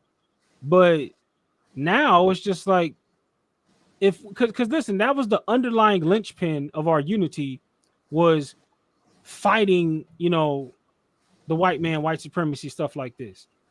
But now that is not our main mode of what we deal with every day and what we need to be. You know, some people will still try to come from the pro-black perspective and still say, oh, we still need to be fighting, or we still need to. Most of us are wise enough to understand that they don't have feet on our neck like they did. Okay. We don't need to be out here riding in the streets because we can't drink at the same water fountains anymore. Like those type of things don't exist anymore. So now that they've created a reality where it's like black folks, you don't have nothing to fight for, really, because now the issues that we do have, okay, are now internal mostly. Because the big push really is to get more black people to stop looking outside for the war and honestly turn inward and realize the war is going on behind you now, right? You've paved all this way in front of you to push white supremacy, fight the white devil, do all this other shit. You've been marching your enemy and you've been marching your forces one direction, okay? You toppled and you got shit done. You fought the battles, you rioted, you marched, attacked by dogs, all that shit. You marched your forces. Your armies were strong. Went out there, fought the good fight. Now your armies are way out here, but now you have to understand. Well, we fought everybody, so now what's next? And then you have to turn around and look behind you and say, "Oh shit, the fight is back here in the household. The fight ain't on the streets anymore. The fight is in the house, back from which we came." We did so good at creating an environment where people could be treated equal, civil rights, and all these other things, that it's almost like now our strongest weapon was turned against us, and those that we thought would be the most loyal to us picked up the swords and the shields of those we defeated. They picked up the weapons, and now it's like they use them against us. And it's just like, wait a minute, we did all this so that we could be this unified families and go to schools and ain't got to worry about. Oh, wait a minute. Now y'all have picked up the weapons of our enemies. Yeah. You've decided that you want to fight against your own man, your household, your husband, your family structure. You want to destroy your community from within after all the work that was done to fight forward and then create an environment where it will be safe for you to even have a decent family. You do all that work just for you to decide that you don't want a family that you can't run, woman. And then that's where we start to have these turf wars, where we start to realize that, wait a minute, the whole thing that we were fighting for in the beginning, our women had the mentality that it would be a certain way for the most part, the whole time. And now that men are having these conversations in public, we're comparing notes and realizing, like, wait a minute, they were kind of always like this. So we did all that fighting. So now what do? You fought as hard as you could in the States in America. You fought to have these families. Hell, you went overseas to war and came back home and realized that you're still gonna have these issues at home. And then at certain times, back when it was back in that time, they would still hang you even in uniform. So you've always been fighting, but now dealing with your own woman in your own household, what's the next step? Because it seems like as black men, we always have a war to fight. And for me, I say it's time to stop fighting. You put your sword down. You put your shield down. You pick up your passport and you walk off the battlefield and let them have it, soldier. That's what I say. Well, I mean, that kind of speaks to what I was saying earlier on Pablo's show. I heard you on there too. That's what's up. That was a good show. I heard y'all. Yeah. So, I mean, the point is, look, if you are in the know, you've already came to these conclusions a long time ago. And I use the same clip that I talked about on Pablo's show. It's like there's a clip of Charles having a conversation with an ABW. Her name happens to be Keisha. Yep. And this clip was in 2015. Yep. 2015. And this is 2023. So that clip is 8 years old. Nothing has changed in 8 years. So for us, we already knew that the community was dead because you couldn't have a conversation back then. What makes you think you're going to have a conversation now? Times are worse. So there's no reason to have this conversation. You know, Greed and I, we talk about this stuff, and he's like, man, I don't really come on these panels because I don't really have time to debate, to go back and forth, because I already know what it is. It's a waste of time and your energy. And to a certain point, it becomes draining. Yes. They're draining you because they still have you engaged. Fighting. They're trying to keep you fighting. Are we done fighting? I'm done fighting. I don't want to fight no more. You won. I'm out. And see, this is the part. This is the part they have a problem with, because technically, if you're no longer fighting and you walk away, you've won, because you understand what it really is that's going on. Facts. And that you value yourself more than you value them. And they understand they value you more than they thought they did. Exactly. And they're going to have to get you back. But once again, we're in a different time. That's why it's coming back to the table. Sweetheart, we can come back to the table, but that table is going to be like a speed dating event. That's what nobody's saying. It's going to be a speed dating event. And you are going to have to compete for the guys that are going to stay here and actually deal with the women here. You're going to have to compete with the men, because there's going to be more women competing. And with all this equality and racial desegregation, these white women are going to be all on your black men. They in the gym getting their squat game up. Facts. While you at the buffet pulling up to the damn table. Yeah. You know, it's just a fact of what's going to happen. You're going to see a change. Brothers are going to say, no longer say, I'm not dealing with you. The shame, blame, and explain, all this other stuff, you know, the sign, all these acronyms that we have come up with over the years. Like I said, it doesn't work. You can roast, you can say your little itty bitty stuff on your YouTube channel or whatever on your Twitter and think that you're doing something. But the bottom line is, brothers are still leaving, and brothers are not dealing with you, and brothers are not dealing with single mothers, and brothers are not going to be stepfathers anymore. We're not obligated to do anything. You're not obligated to our time, our dime, and our shine. And that's just the way it is. Just like you're not obligated to us for sex, companionship, and any other feminine thing that we're looking for you to provide. Yep. Cool. So I'm not obligated to you. You're not obligated to me. There's no social contract between us. We had a good run. It's over now. Yep. Good luck. Good luck. Good luck. Good luck. I'm out the door. And I'm out over the here door with this white girl. Don't ask why. Right. Or I'm over here with the Spanish girl. Or I'm over here with the Asian girl. Or I'm over here. Yeah. Right. Or I'm out of the country altogether. Altogether, passport. Yeah. Yeah. I wish you the best. There's no hard feelings, because we keep engaging. You're going to have a healing period, because you're still engaging. That means that animosity that you have towards them is still in your aura. It's in your energy. Exactly. You want to cleanse that. That's why I really, and I talked to you about this, I really don't get too inundated with it, because you already know what it is. You already know that you're not going to deal with him. How much more proof do you need? Day in and day out, it's in your face every day. When are you going to come to the logical conclusion that it's over for the community?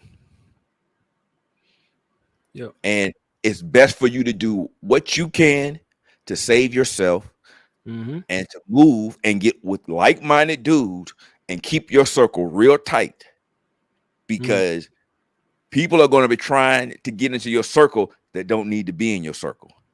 Facts. Get your mind right, make sure you're around people that have their mind right too. Yeah.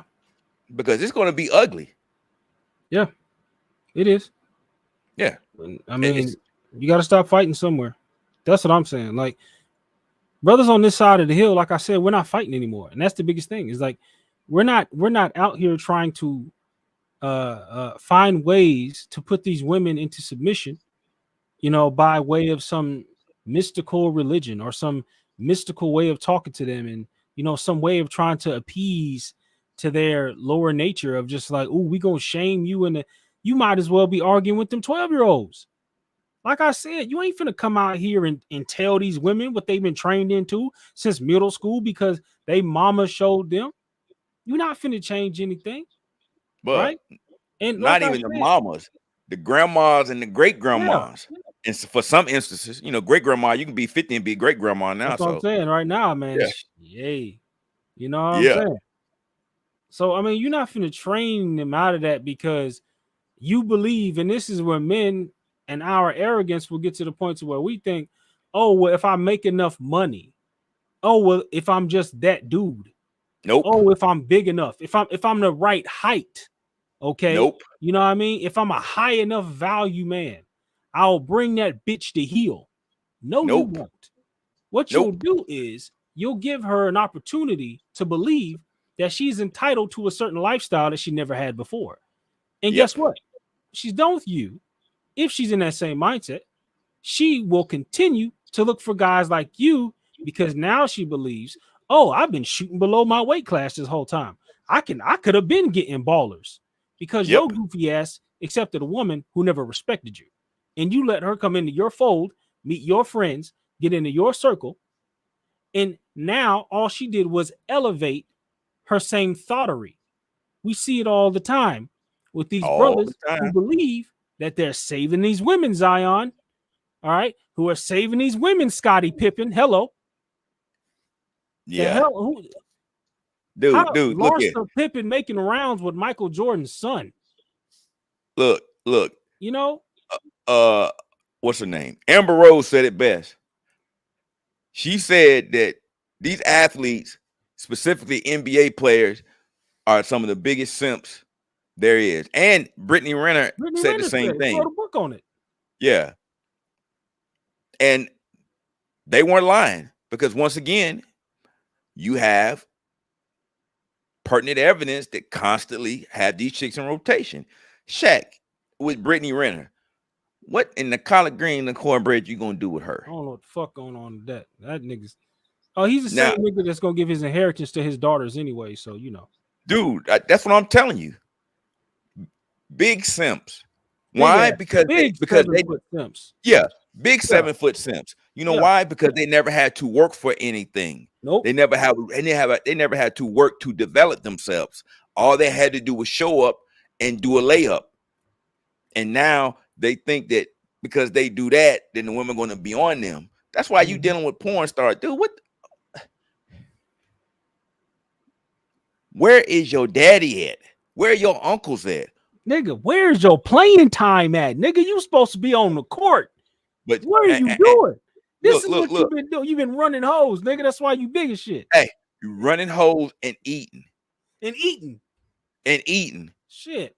How are you not going to be on the floor? Look at these dudes, man. They getting paid to not do shit. Ben Simmons, same way. Yeah. You running around with not even prostitute. You run around with known porn stars and whatnot, and then they're going to use you for clout. Mm-hmm. Yep. Weak-minded. You about to jeopardize your career over a thought. Over a Kardashian. And Scottie Pippen, same way. He mad now. He talking shit about Michael. Really, you mad because Michael's son is piping down your ex-wife after your dumb ass took her ass back when you shouldn't have. That's what that is. You and your fifis. That's what that really is. But yet you don't want to look like the simp that we already know you are. Now you want to lash out at Michael. Man, get the collard greens don't the be hell mad up at out Michael. here. It ain't Michael. He ain't mad at he mad at Michael's son, Jeffrey. I think Jeffrey. That's I ain't got his name on. Yeah, I think so. But still, like, one of them named don't be Jeffrey. mad at him. He mad at him because he jumping off the top rope and doing that Michael Jordan pose into that banana. That's what that is. That push. Yeah. So that's what I'm saying. It's just like you gonna be mad, but bro, and you played him elevated straight her, to bro. the left, straight to the left. Yeah, you brought her in, and she has no shame. So these NBA players, bro, it's the same thing. These women are predatory to them. As soon as their NBA career is over, they get rid of them. They want to cash out. And you do keep falling on it. You keep falling on it, falling for it. And if you look at the whole time, the dudes that's really fucking them is some ain't shit thug hood Negro. Yeah. Some a Jody type character. Yeah. Mr. Telephone Man, motherfucker. Yeah. The milkman coming through. Yeah. You don't think they out here getting twisted, bent over too? Yeah. So as long as they get access to you, they get the bag, they get secure, man, they know that you ain't gonna act a fool because they know they're gonna get that money. But those are the type of guys that you want to idolize. Those dudes have no game. They have no understanding. And that's why they do what they do and go through what they go through, because they simp in their relationships. Because once they're no longer playing and then have that notoriety, then the table turned, even though in their mind, they think that they're still the man. But in the woman's mind, she's like, you never were the man. I was just using you to live a lifestyle. Exactly. Now that you at home all the time, I can see your weaknesses. You're a weak dude. I'm tired of you because I'm used to dealing with a dude that tell me shut the fuck up instead of you coming home and flowering me and whining and dining me and stuff. I just want to go ahead and cash out and move on to the next dude. Mm-hmm. That's really the whole concept of all this stuff. You know, it's sad, but it's true. Yeah, I mean, it is what it is, because we know that these females is out here using these NBA players, these ballers, writing books about it. Brittany Renner specifically, and there's still brothers who are talking about like, oh yeah, man, I was still messing with Brittany Renner. I'm like, bro, you crazy? You know what I mean? Like, even I was watching Keep It 100's podcast. How about he said that he knew old girl who was the one, I think Zion got pregnant because she was doing photo shoots, right? She was doing photo shoots. Keep It 100 said that he know her because of how she get down, how she move around. We had a brother in our group say, yes, know her and did photo shoots with her. Even BMO, know who she is, and have pictures of her. Have pictures of her. We saw it in the group. Brother had receipts. He was like, no. We got a brother who in our group had receipts. Said, no, bro, she was at my photo shoot as well. I was like, oh my God. She, the one Zion got pregnant, been out here, family. Just so y'all know, out here. Okay. Yeah. So she been in the game, nigga. She been in the game. Keep It 100 know who she is. Nigga, we know who she is. Right? And she's an older chick. Older than him. Yeah. So that's what I'm saying. They prey on these young dudes. But at the same time, these young dudes, you don't have any understanding of what you're dealing with. And there's no man in your life to guide you. It's sad, but it's true. You know what I mean? They're out here messing with these older chicks like Lonzo. I think Lonzo got an older one pregnant. I was listening to who was it had said that there's a lot of these young ballers out here messing with these older women. You know what I'm saying? Getting pregnant. Jaylen Brown. Yeah. From the Boston Celtics. Bro, you messing with a chick, she like 42. Yeah. What is you doing? But that's what I'm telling you. The mentality of these guys. Now think about that. The mentality of the women, because to me, that's predatory. Yeah. But these young dudes, they put themselves in position. Why? Because they so focused on tits and ass that they don't understand their position. Bro, do you understand how much that's going to cost you? Do you understand you could get on a plane and get your passport, get on a plane and bounce? Do you understand that? You don't. You I guess don't. not. I say let them have it. If they listen, they're the kings of, they got all the thoughts chasing them, all the Instagram girls Man, chasing they can them. have them. Have them. They can You have know what I them. mean? They can Go that way. have them. Go that They way. can Go have after them. Zion, because I'm gonna be heading the other direction. It's somewhere over across the water. I'm gonna have a chick on. You know what I'm saying? We're gonna be rocking. Ain't nobody gonna know her. You know what I mean? She ain't gonna be all over Instagram. We gonna be cooling. All right, y'all barely gonna see her. Like, you know what I'm saying? Like, those are the type. I mean, you know how it is. Like, these brothers get out here, and I think the biggest thing they do, they mess up when they put babies in these females. It's just like, bro, you messing up when you're giving them the bag via way of getting them pregnant. We know you're gonna go through them, but you out here, giving them fucking lifelong Reckless, bags, man. You tripping. reckless with their seeds because they don't understand the situation they're in. Why? Because they've been catered to their entire lives in this basketball thing, especially now. You talking about kids in 4th and 5th grade that are emulating what they see dudes do. So you got a guy that's in the 5th, 6th grade. He already got people watching him, college scouts watching him. Mm-hmm. That stuff goes to his head because now the family watches them. Yeah. Yo, let me. I'm not gonna say any names, but I am related to a basketball player that is currently in the NBA Finals from North Carolina, and he went through the same situation. Matter of fact, when I was home for Christmas, my uncle and I, we were talking about it, about him growing up and how he used to sleep on my uncle's couch. And my uncle, back in the day, used to give him that game and stuff, but he grew up with his mother. And he didn't have his father around. So his mother was the one, even though he grew up in a community, his mother was the one that he gave all his praise to. But at the same time, once they knew that he was going to be something, they knew he was going to be something way back then. Everybody had their claws on him. So that means everybody was doing stuff for him because they were thinking they're going to get something. Well, you never developed any type of social skills because everything is handed to you. Yeah. And you take that mentality with you. Now you making millions of dollars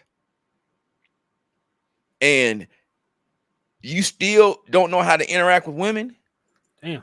Because you don't have to. You leading with your wallet. That's a classic lead with your wallet. And they're not leading with their status. They're leading with their wallet. Because once these dudes fall off or no longer in the NBA getting airtime, highlights, ESPN, you notice they go into a divorce settlement or they get divorced 3 to 5 years after they retire. They go into divorce. Yeah. I mean, it's a shame. But even Tom at the end of his situation, you know what I'm saying? Tom Brady. And everybody looked at him like the perfect family, all this stuff. And Giselle was about ready to go when she could tell he was getting ready to retire. You know what I mean? Yeah. She gave him an ultimatum. He gave him an ultimatum. He called her bluff. Yeah, he called her bluff. So she bounced, not knowing, sweetheart, he can go back to Brazil and get a chick half your age and look twice as good as you. Yeah. The wall is done with your monkey ass. Yeah. And because you have made him popular in Brazil, bruh. Oh, it's over. It's over. Yeah. And that's the mentality that they want to walk around with. Is just this air of, you gonna tell one of the best players to ever play the game of football, you're gonna give him an ultimatum. All right. He get ready to retire. You want to tell him, I want you to stay home and take care of the kids so now I can go out and do my supermodel ish and run across the world and you stay home all the time and now I'm finna be gone. Tom was like, wait a minute. The hell is this? And for that, I can go back to work. I can go back to playing football. You ain't gonna sit me down like a child. Well, I did this. Right. Yeah, but the thing is that it was about me, my career. Listen, this is about you being a part of and this I tell brothers this shit all the time. You want to be in position or you want to have an understanding with these women to where she is trying to be on accord with your program, not coming into it with her own agenda. Okay. He hopped in this thing with a supermodel who had been passed around a little bit, asked Leonardo DiCaprio, a supermodel who had kind of already been passed around. She wanted to be on her own model career. I guess she gave the appearance that she was settling down for the family, but as soon as Tom's ready to retire and all they have to do is go home, relax, sit down, she wants to hop out here and now I'm finna run across the world and you gonna sit at home. And Tom is like, I'll be goddamn. Watch me go back to this NFL for another year. If you go back, I'm gonna leave you. All right, bitch. Go ahead. Bye. I'm Tom goddamn motherfucking Michael Brady. Right. Bye. Let it happen. Go ahead. Bitch, do you know who I am?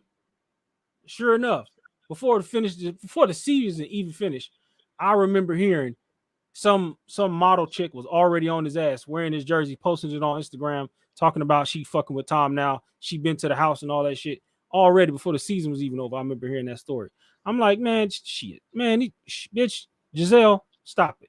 Because she tried to flex like she was running off with, I think it was the trainer that they had in Miami. She was running around, with the kids and shit. Which is the typical story.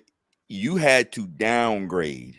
So you ran off with a guy that was teaching your kids Brazilian jiu-jitsu, and you paying for his time, his dime, and his shine. Yeah. And he's gonna get what he get out of you, but basically you are paying for that man. Yeah. Whereas Brady can go out and get another woman half your age and start a new family. Yeah. Whereas you stuck like Chuck, and she was worth more than him. Yeah, that's true. But she doesn't have the notoriety that he does. His status is always high. Right, exactly. Yep. So, I mean, that's her loss on the bag. I'm just like, I guess if you think you got dudes lined up to be up over you, Giselle, I guess so. But honestly, Tom is going to come out winning because Tom is Tom Brady, and he's going to have no issue getting something twice as younger than you. Like, I mean, that's going to be nothing for him to pull a model. Like, who's going to be happy just to be up under his arm? Like, are you crazy? Like, well, look, ask Miss Milkshake. Oh, Khalees? Yeah. Yeah. You see who she's allegedly interacting with and then entanglement with. Not Robert De Niro. Bill Murray. Bill Murray. Yeah. 70-year-old Bill Murray.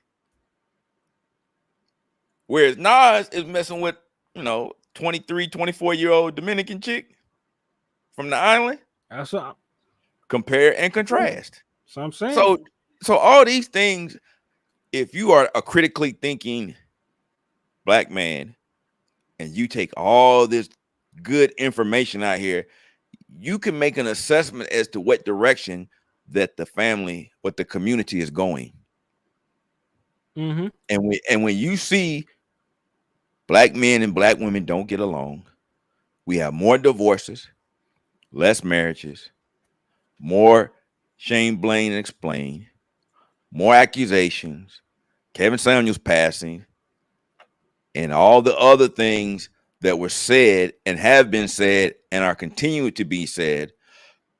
The vitriol when Anton brought just pearly things to the cookout. Mm-hmm. I mean, all of these things show you where we're at. The Travis Rudolph is just the cherry on top. Yep. And that bitch needs to have charges. For real. They need to put charges on her.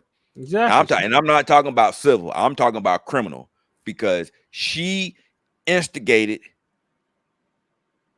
an event under false pretenses where somebody got killed. And I know in a lot of these states, if you go someplace and commit a crime and the person that you go to attack, they kill one of the assailants, they charge you with that person's murder if you were there. Yeah. I've seen it done numerous times, especially in Georgia. But they've done it down here too in Florida. So to me, she's no different, because you were the main instigator of that entire situation because of how you felt. And you were married.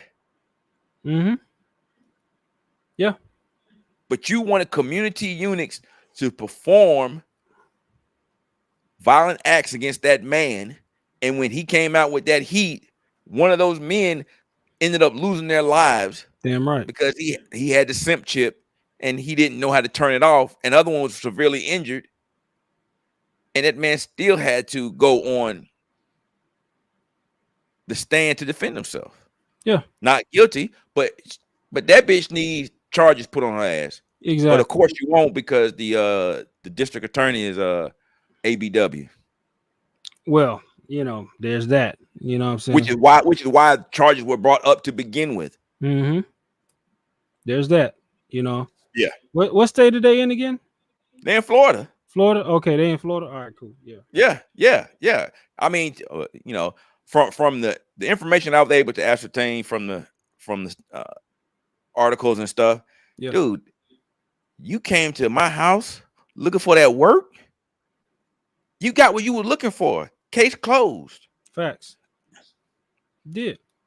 You shouldn't even arrested him. He was on his property, and now then that you did what you did, as far as uncovering the evidence and the text message and stuff. Oh my God, no, there's no charges. Are you serious? They threatened him, said they were going to come to kill him. They conspired with her to kill him. Mm-hmm. That's why they found him not guilty. Like, because he didn't do anything wrong. Yeah, I mean, he defended his territory, defended his house. Right. Yeah. But this is further evidence of the breakdown of our community. And that if you think that you're going to save that with that type of event constantly happening, brothers being gaslit to attack other brothers, and you think I'm going to come back and build on that and you're going to put the battery in my back? No, thank you. I'm good. Yeah. You got it. I ain't dealing with it. You got it. Exactly. They sending brothers on send-off missions and shit. Like, yeah, like they're trying to make you know what I'm saying, sending out her little assassins to go see about them, and it's just like, okay, and now whoever you sent, if that's your brother or maybe a cousin or uncle, now guess what? You know, now you got your family killed. You know, because you wanted to be in your feelings, your emotions, thinking that you had the upper hand by trying to, you know, throw these boys out here in the streets to go run up on somebody's house, and then he catch two to the chest. Yeah, exactly. You know? Exactly. But if you can't put two and two together and think that you're going to say the community is over, the community is too far gone. Yep. The culture is not conducive to raising healthy Black children, to become Black citizens, to become productive. It promotes a lot of dysfunction. Mm-hmm. Even in our music, our media is all adversarial. There's nothing that resembles any type of excellence in the media today. Even in our music, it's all about killing each other. There's nothing that is inspiring or motivational. No, it's not. And I'm old enough to know that when hip hop first really came out, it was very inspirational. Mm-hmm. And the reason why it grew so much was because you had so many different opinions about things that were going on in the people that were on these songs. Yeah. You had a variety of stuff. But one thing that I will say, there were a lot more conscious rappers, and there was still inspirational songs that came out. Yeah, there was some fun stuff, but you know, there still was an underlying message. And with that time, you had the Cosby Show, you had Family Matters, you had Different World. You still had shows that showed us together. You don't have those shows anymore. What we have now is we have Power, showing us as drug dealers. You have Snowfall, The Wire, you know, Empire, and anything that Tyler Perry does, which is nothing, which is nothing but derogatory dysfunction on display. Yeah. So as far as I'm concerned, it's over with. And most Black thinking men understand that it's over with. So why are you going to continue to put your investment with no rate of return on the time, energy, and finances that you put into it. No, thank you. I'm good. Yeah, good. That's what I'm saying. There's nothing to necessarily be. That's why I said there's nothing to fight over. Like the fight is over as far as where things are right now. I mean, put your swords down and start focusing on what it is that you want and things that are going to benefit you instead of going out here fighting for this idea of this mythological black family that you think you're about to have by way of dealing with a disgruntled woman who comes into the situation with her own agendas that are separate from yours. I told many brothers that. I told my brothers that. I said, you want to be very wary and careful of a woman who is coming into your situation where she has her own agendas. She has her own plans as to what she wants to do. You have your plans of going to move to a certain location and be somewhere, whereas she still talks about how she wants to live in a whole nother state. And she hasn't given any ground on that. How do you plan to square that?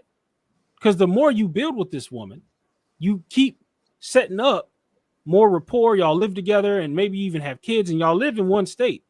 But she's always wanted to live over here. And eventually, she's going to grow resentment. And it's going to come in the context of you holding her back. Therefore, you're going to have to make a decision. There we go. Therefore, you're going to have to make a decision, or she might make the decision for you and be like, yo, this ain't working because I've always wanted to go be over in this state, in this place. And right now, I want to go a different direction.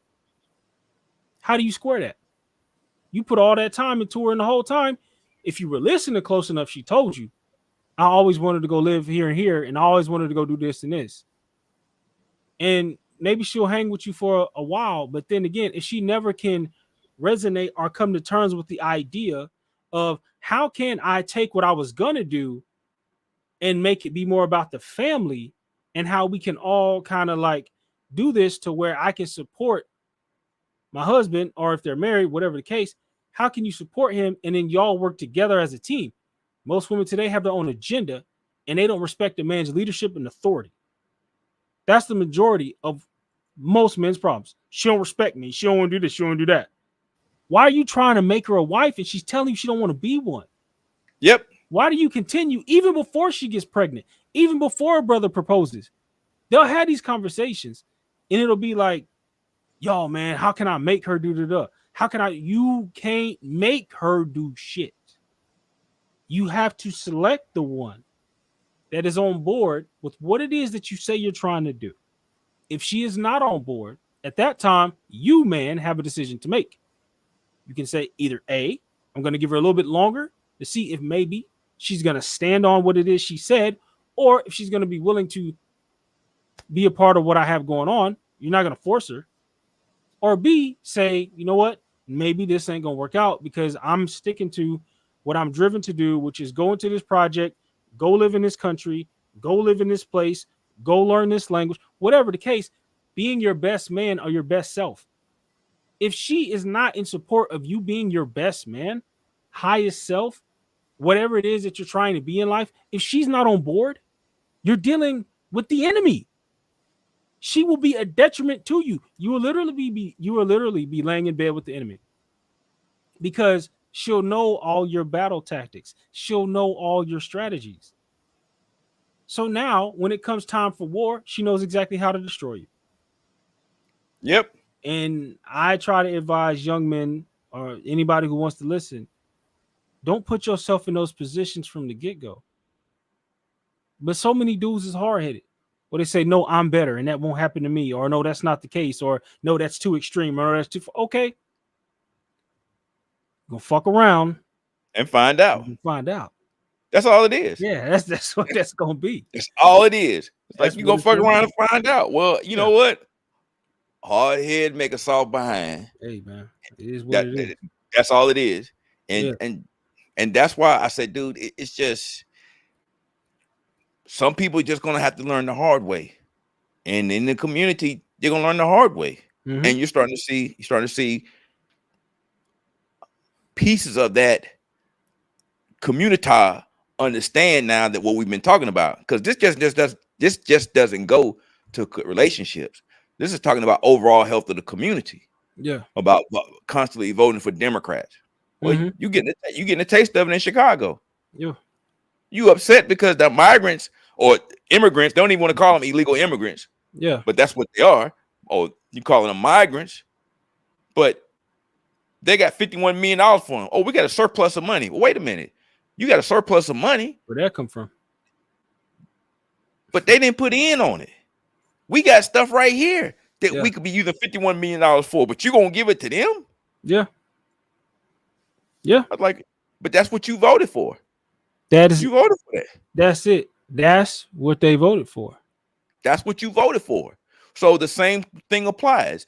You wanted to have the community. You wanted to run a community. You wanted to listen to Okra. You want to continue to jump up and down every time somebody includes you into something to make you feel good. Not get any real tangibles to strengthen your community. Anytime somebody try to do something for the young black boys, you push it down. And you want to make black girls, black girl magic, black girl rock, all this black. And your community is in shambles. Yeah. It's what it is. It's what it is. They think they got something that they're going to fight for, though, and they're going to force these women into, this mental contract and force them back to the table. You know what I mean? Like I said, I've heard that point. And I don't agree with the idea that you're just gonna force them back into some type of conversation, because honestly, I feel like they're not incentivized to do so. Why would they? Why would they feel like, yo, you know what? I've been out here in these streets getting everything I wanted for too long. Now it's time for me to stop, settle down, and start respecting the authority of these great, wonderful black men that I've been using for so long. Let me just go ahead and stop and now just decide that, you know what, I want to be a good wife, and I want to be about a family, and I want to be about this, and I want to be about that. And it's just like, through what method do you believe you're going to be successful if that is your battle cry? If your battle cry is, okay, we're going to bring them back to the table, have a conversation, and hate to use the word, shame them into believing that they need to be better wives or whatever. Man, if that is your idea, then what is your method to do so? Or what is it that you think you're going to be able to do to change the hearts and minds of these women who've already been successful at defying your masculine authority? Nothing. Because if you're really that understanding of what's going on in the community, you're not going to change their minds. No, you're not. You haven't been able to do so, and in every turn they're defiant. So it's not going to happen. Me personally, it's just not going to happen. No, because there's too small of a segment of women that are actually starting to turn. And then you hear people say, well, the A's are getting it. You just heard a bunch of A's being interviewed by the young man on that video. Yeah. It's not. That's a false. What's happening is they're carrying that mentality, and the boys are dating out. They're dating the white girls. Exactly. Or they're dating the Latin girls or the Asian girls or somebody else other than the black girls. Because the black girls are treating them mean because they have no value. They see no value to them. But at the same time, they're mad because nobody wants to talk to them. See, he didn't ask that question. He didn't go that far. Because he didn't go that far. Look, and then think about this, though. Now we think about when we see these prom pictures of LeBron's son, you know what I'm saying?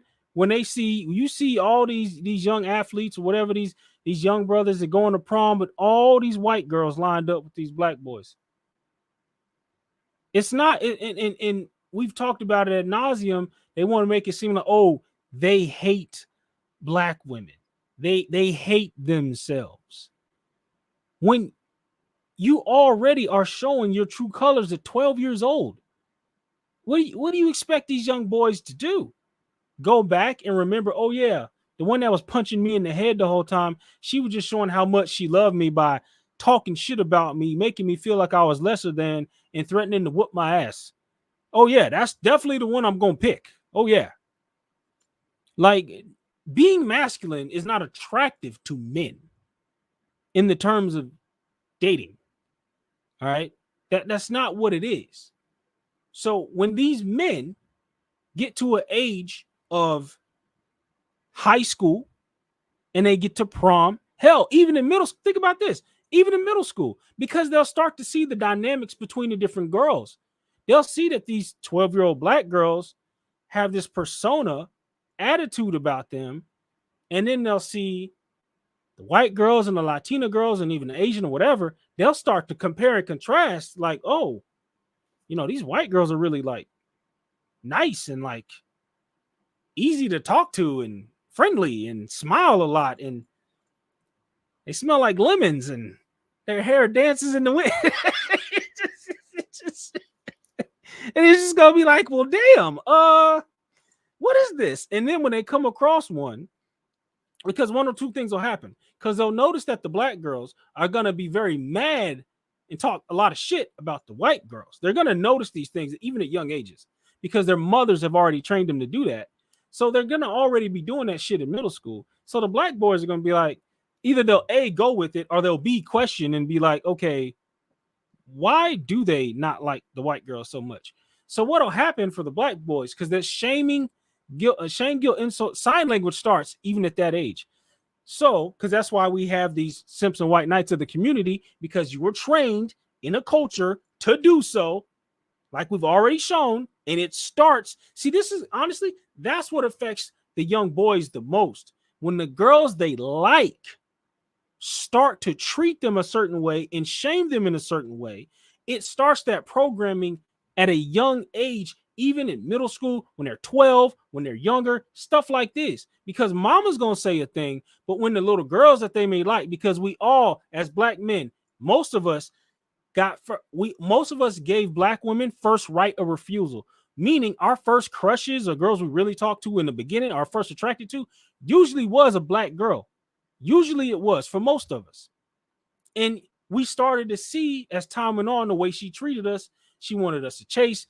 She tried to be a bully. She used to hit us, whatever. Now, as kids, you might think that's cute. But what do you do? Because I understand this is a difference. I grew up military. So I had an experience of a whole bunch of different, races of girls and stuff like this. What do you do when you realize as a young man that, hold on a minute, Keisha treats me like this. She thinks it's cute. But when I go over here on the base and I'm in different places where it's a whole bunch of mix of races and all this other stuff, these Latina girls, wow, like they don't do all that hitting. They're very nice and pleasant. They have an accent. They sound different.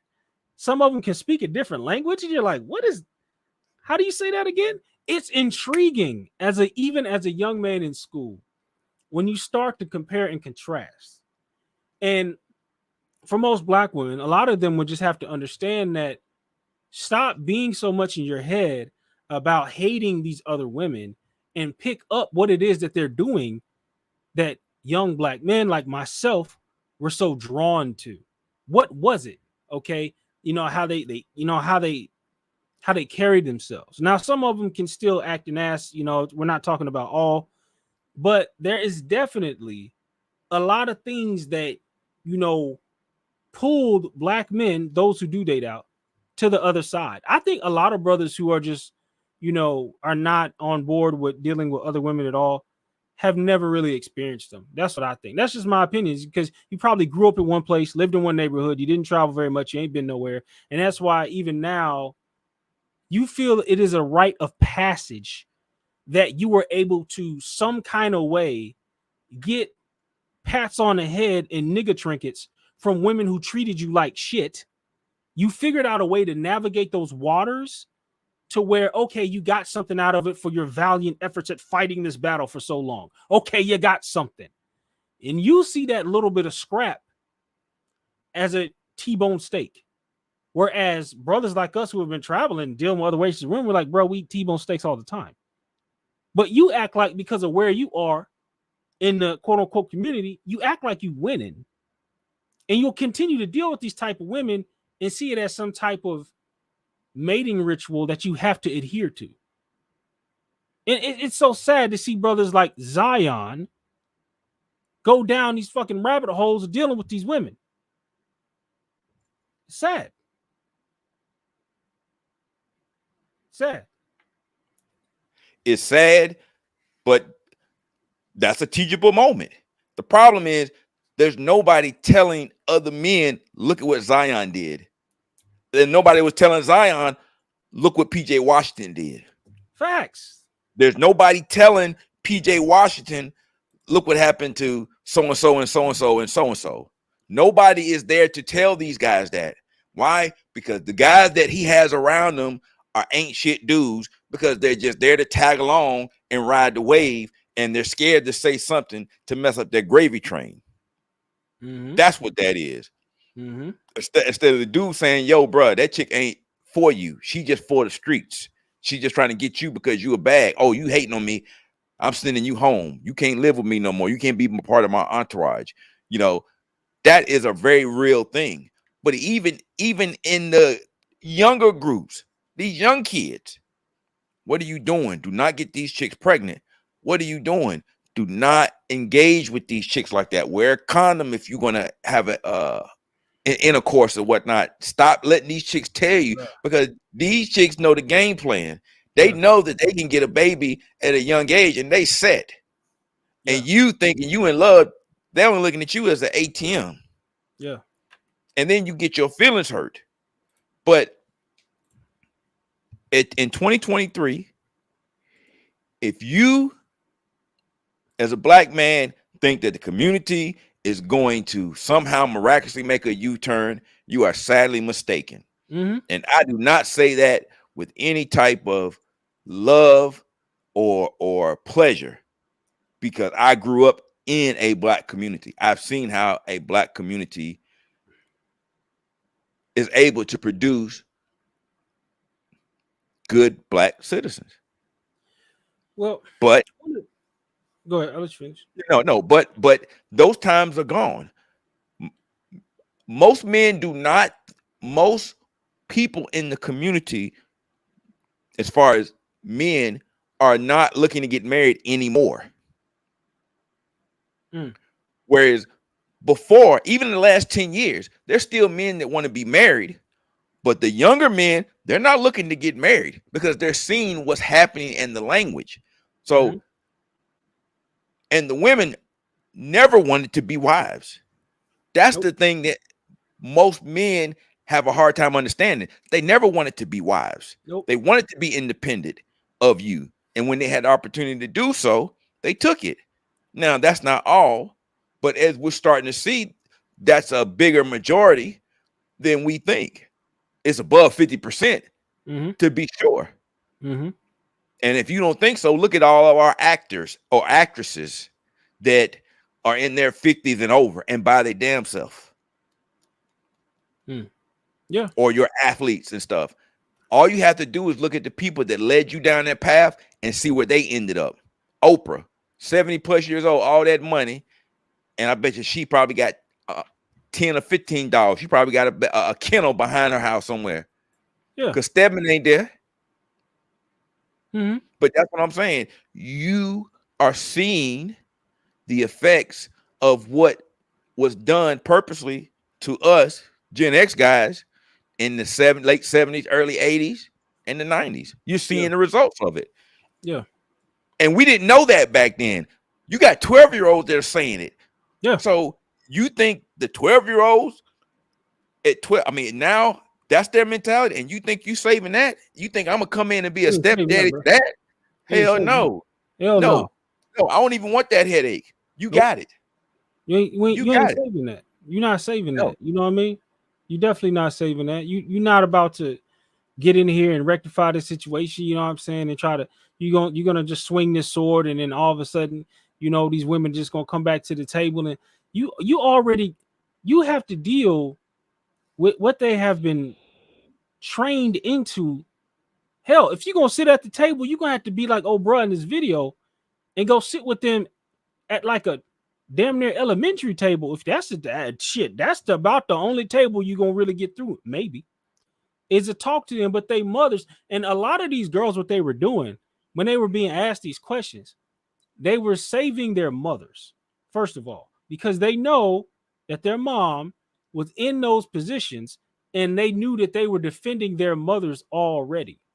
They were already doing that. They were already talking in the ways of, well, I'm not going to sit here and act like, I'm going to talk trash against my mama because I know my mama, I know my daddy ain't here and I'm not going to say my mama's a bad person. A lot of that it's already there.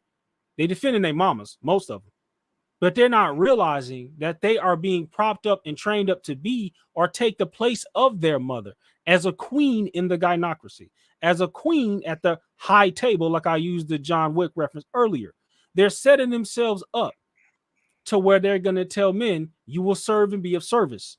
And if you will not serve the high table, I will send assassins on your ass. Well, see, now that's what I'm saying. And so the problem is, for men who have grown up in places and they've been able to see the contrast of how women are, the young girls will act at different, ages and, races, stuff like this. If you go to different places, you'd be like, oh, wow, like the white girls kind of act like this, Latina girls kind of act like this. And one of the biggest issues is that Black women generally, they don't like to compete. And we know this. They definitely don't like to compete with other races. Wait, hold on. Go ahead. Say that again. They don't like to compete for the men that they don't deem worthy. Oh, well, yes. They definitely don't like to compete for the That's what that is. Worthy. Yeah. You know what I'm saying? And especially when that comes to other races of women, they have an air about themselves to where they're just like, you know what? I'm going to, because listen, this is what they rely on, though. They rely on that you've been shamed so much into believing that you will be ostracized or cut out of the so-called community if you even show your head. If sunlight hits your face while you are too close to a woman of another race, you'll be ostracized from the community, whatever that means. You will be separated. You will be shunned. You will be set apart. That fear is supposed to be ingrained in you so much that you are already pre-programmed to say, I will only deal with X woman, only deal with Black women, because as a man, I already know that the community, quote unquote, is going to hate me if I deal with a white woman or a Latina. I'm supposed to already have that ingrained. So when a Black woman sees you out with an Asian girl and she walk by you and give you that up and down look, like, you supposed to know, oh, nigga, you a sellout because you over here with this non-Black woman. But now, okay, Black men are not even paying attention because they're not even looking at that. Especially like when we've been out to Brazil and stuff like this, we see the opposite side. Now, when you in their territory, in their country, you're not finna throw them looks because that feeling that you have. Listen, the whole time you down there, you're gonna be sick if you think you're finna go out here and one, show up Brazilian woman, and then two, try to go down there to shame Black men. I bet shit, if they down there, you better be down there with a notepad taking notes. Look, if that's what you're gonna do. Look, you ain't even got to go that far. I can tell you, look, you ain't even got to go that far. A couple of years ago, I was dating this woman from Uzbekistan. Right? Talk about it. Now, when I tell you Miss Uzbekistan looked like that she was Puerto Rican, I mean, from head to toe, had the wavy curly hair, body was banging. And I took her home to North Carolina around my Black female friends. Oh, they got in their fifis real quick. Real quick. Not only was she very attractive, she was very affectionate. She was holding my hand. All up on she was all up on me. And she had on them jeans with that ass tooted out. And she had a nice little, because she spoke Russian too. Yeah. And she had that little accent. Yeah. Look, after I broke up, we went our separate ways. I went back home, and this is no lie. 5 years after that relationship had ended, I still had my black female friends talking about, oh, you was with that Russian chick. What concern of that of yours? But with vitriol, because in your mind, you didn't think that I was worth anything. You had delegated me to a lower tier. But then when you seen me with a chick that only was better than you, that had the complexion for the connection and also had the affection, you got in your fifis and the accent. Hey, yeah. And I'm telling you, bruh, Shakira up and down, and I'm like, hold up, dude, no, I'm telling you, I'm telling you right Shakira? now, yes, sir, fire. But she was from Uzbekistan. I'm like, Uzbekistan. So that whole dynamic around that, even though I wasn't with that woman, she was still upset because of the way that she brought it up years later. And I'm like, where did that come from? Because it came from, oh, I deemed you to be less than until I seen you with a woman that I know looked better than, and she was very affectionate in public, holding your hand, kissing on my cheek, laughing and stuff, things that they don't want to do. How are you with this woman that I deemed to be much more higher tier than me, and you not with me? You wasn't supposed to have them women. That's right. I wasn't supposed to have them. And after that whole situation, they always, her and her girlfriends always looked at me in a different light. But you get no play. They look at you as a free man. That's what that is. Well, don't work on you. Right. The black magic didn't work, but I wasn't even fully in that mode. I was making that transition, but to them, they didn't see me as valuable. They saw me as usable. But when they saw you, when they seen me with a woman that was a better looking woman, and I always talk about this, when you are in somebody else's country, you look exotic to them. Facts. You have a different phenotype. Yes. And for her, coming from Uzbekistan, she had slanted eyes like she was Asian because she was in that part of the country. But yet still, she was built like she was Puerto Rican. I mean, legs, thigh, and she worked out. I'm talking about she was like, I was like 20. I think I was like 32, 33. I think she was 2 years younger than me. Yeah. And when I brought her home, bruh, them chicks were in they fifis. I know they was, because the competition showed up, and they're just like, oh, he out here dating this white, this spicy white whatever. They so mad they don't even know what to call her, and it's just like, listen here, exactly, they don't know what to call her. So it's not mad? limited. It's not limited you being outside the country. They do it in the country as well too. And that was back then. So you can imagine what it is now. That's why they upset. Upset. But even the American culture is becoming so toxic that men in general don't even want to deal with none of these chicks. Yeah. They were like, hey, you out here dating. Dude, look, I'm telling you right now, that relationship was another eye-opening experience for me, because it let me know that, dude, I can go other places and I'm going to be valued. Oh yeah.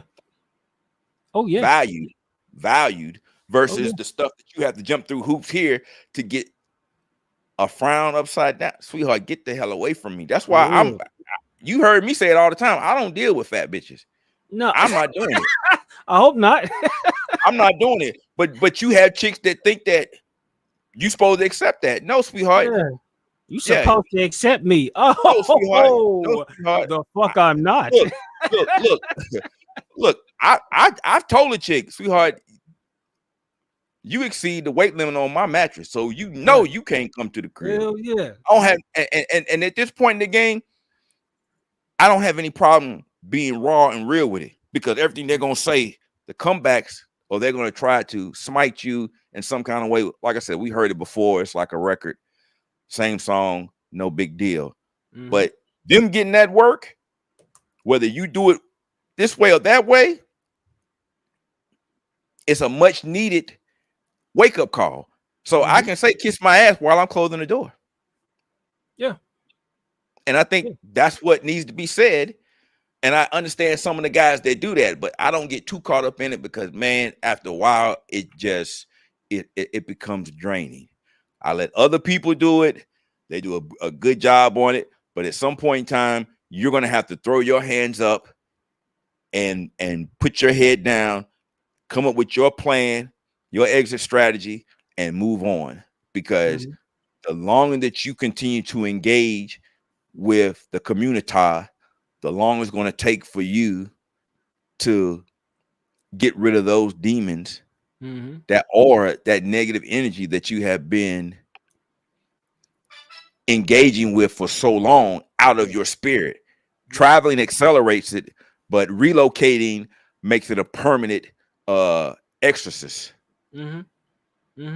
Yeah. So there's a lot of brothers who unfortunately I would say are not ready, and we talk about this all the time, brothers who are not really ready to kind of go overseas because they have a lot of the same bullshit in them that was taught to them by some of the toxic women they dealt with and just some of the nasty shit of the community. They'll bring that energy over into a different country and shit like that. And it's just like, bro, like that ain't how you move out here. And then they getting their feelings and you don't tell me what to do, nigga. Now we got a problem to deal with in another country because the nigga wants to act like a bitch because he ain't never had a daddy around. No, not this show, but next weekend, that's going to be our show because a lot of these dudes that are in this so-called passport bro space still got the simp chip hooked up. And that shit has never been deactivated. And they go overseas and they carry on in the same manner. They get super excited about overseas 3 and then and don't understand that, you're in a different environment. And then they want to have an attitude when the overseas 3 wants to deal with the 8 or 9 and 10 over here in BMO. Don't be mad because you didn't get your mind right. You didn't get out and get your steps together. You weren't the best version of yourself. You just came out the door looking like hot mess and thinking, oh, well, I'm here. I don't need to do all this. Bullshit. I call bullshit on it. Yeah, I call bullshit on it. Yeah, we've seen it before. So don't tell me that. Don't tell me that. And if you think that that's true, keep doing it. Because I tell you what, call BMO and let us show up. We'll show you. Trust me, you can get your motherfucking feelings hurt. Shut it down real quick for you. But to my point, though, seriously, though, my point is that they have never had to compete for us. And they still don't think they have to compete. Nope. They much rather try to shame you, control you through language. But that's not working. Now they have these simps that are on the fence. And there's some simps in the passport bro community. Don't get it twisted. Yeah. And you need to, and you simps need to get a checkup before you go. You need to get your mental health together before you go and understand. Because going overseas, still engaging in that sympatry and thinking you're doing something over there. Because some of these dudes, I get the vibe that they just trying to show off because they want revenge from the chicks that rejected them over here in the States. That's not a healthy place to be. But if you look at the women they were dealing here with in the States and look at the women they're dealing with overseas, it's pretty much the same woman. You just travel for the same woman. Oh, yeah. Yes. You just found the overseas version of what you already had in the States. Oh, yes. That is something that I'm sure Marty would do go on for days talking about is these brothers would get the lower rungs of, get the exact version of what they was dealing with over in the States because they ain't learned their lesson. Nobody really gave them the game. That's why I don't like when these guys say you don't have to be this or you don't have to do that. I say that's true to a certain extent, but you still need to be the best version of yourself. Facts. whatever that may be. Yeah. And as the world has changed, a lot of these places have changed too. So you still need to be the best version of yourself, whether you here in the States or you here overseas. That's all the self-improvement talk. And you know me, I'm a Ron Wills follower. I always love what he says about the body game and all the other stuff. And if you don't think, and if you don't think that that's important, and you're in the Passport Bro community, you're full of shit. And I'm just gonna say that to be you full of shit, because I've seen it. I've seen it numerous times. Chris, you've seen it numerous times. Where, and I said it before, even pros choose. Oh, yes, they do. Yes. Yes. So even pros be choosing. Yep. Yeah. And some of these simps in this in the Passport Pro community, they want to take pictures of us and send it to these other chicks to try to throw them off. But yet you on YouTube taking pictures and you big bossing and you doing all this other stuff. You see what I'm saying? You going at that shit. You getting at the paywall. You about to name names. Like, look. Sending pictures. Look. And you wonder why you can't save the community? Because you still have that mentality and you still taking it with you overseas. Yeah. That's why you have to keep your circle tight, and you need mentorship. You need leadership. You need people to put you in a direction. Don't just jump on a plane and say, "Oh, it's that bad." Yeah. You definitely need mentorship. I would definitely agree. You know, hey, look. Look, I'm the guest geeking over here tonight. Smoke in the city. He drew down. He started letting off. Yeah. I know what you're saying, and I know who you saying. It's all good. Yeah. You know, we're gonna keep it cordial on a Saturday night. I ain't gonna go up your spot and everything. Sunday, we start letting off more shots. I got you. Because I hear what you say, and you're right though. You know what I mean? Because I heard the conversation you and Pablo had earlier. Shout out to Pablo. Also, I seen he was in the chat. If he wants, he could also hit the link. You know what I mean? The link is open. Ain't no big deal.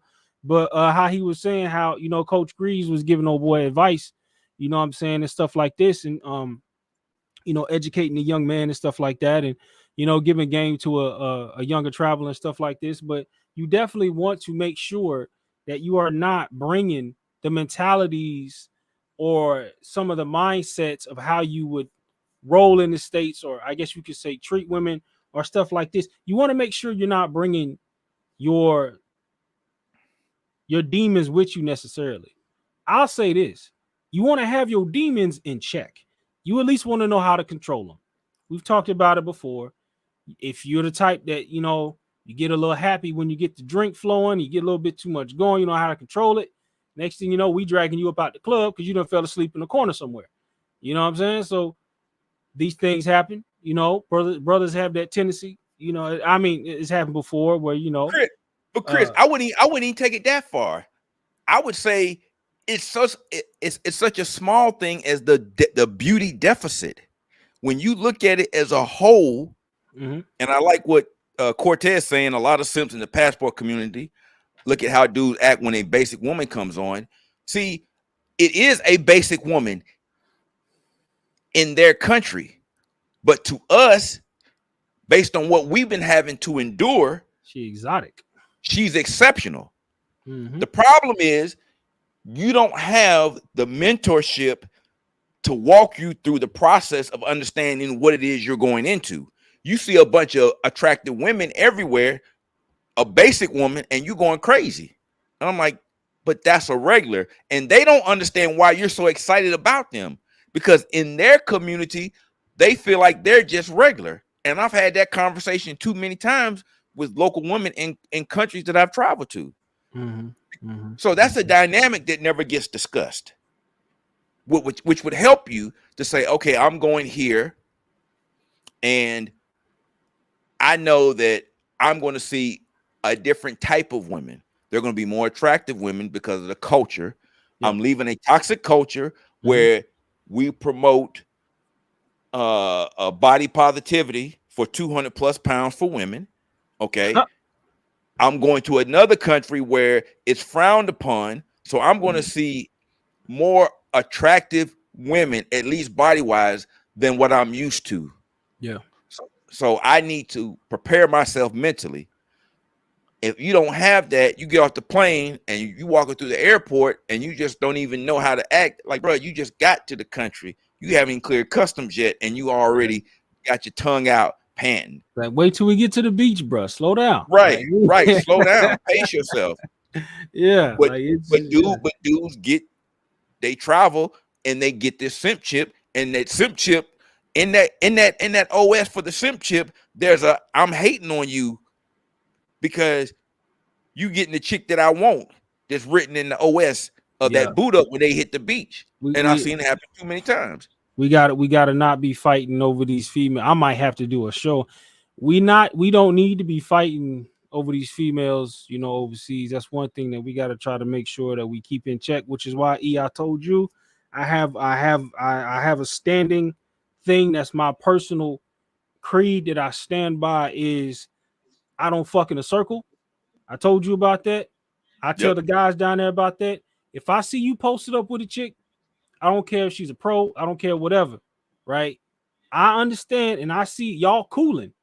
You've been up under this girl for more than 3 hours. You taking pictures, y'all hanging out, y'all doing the deal. Guess what? She's off limits to me.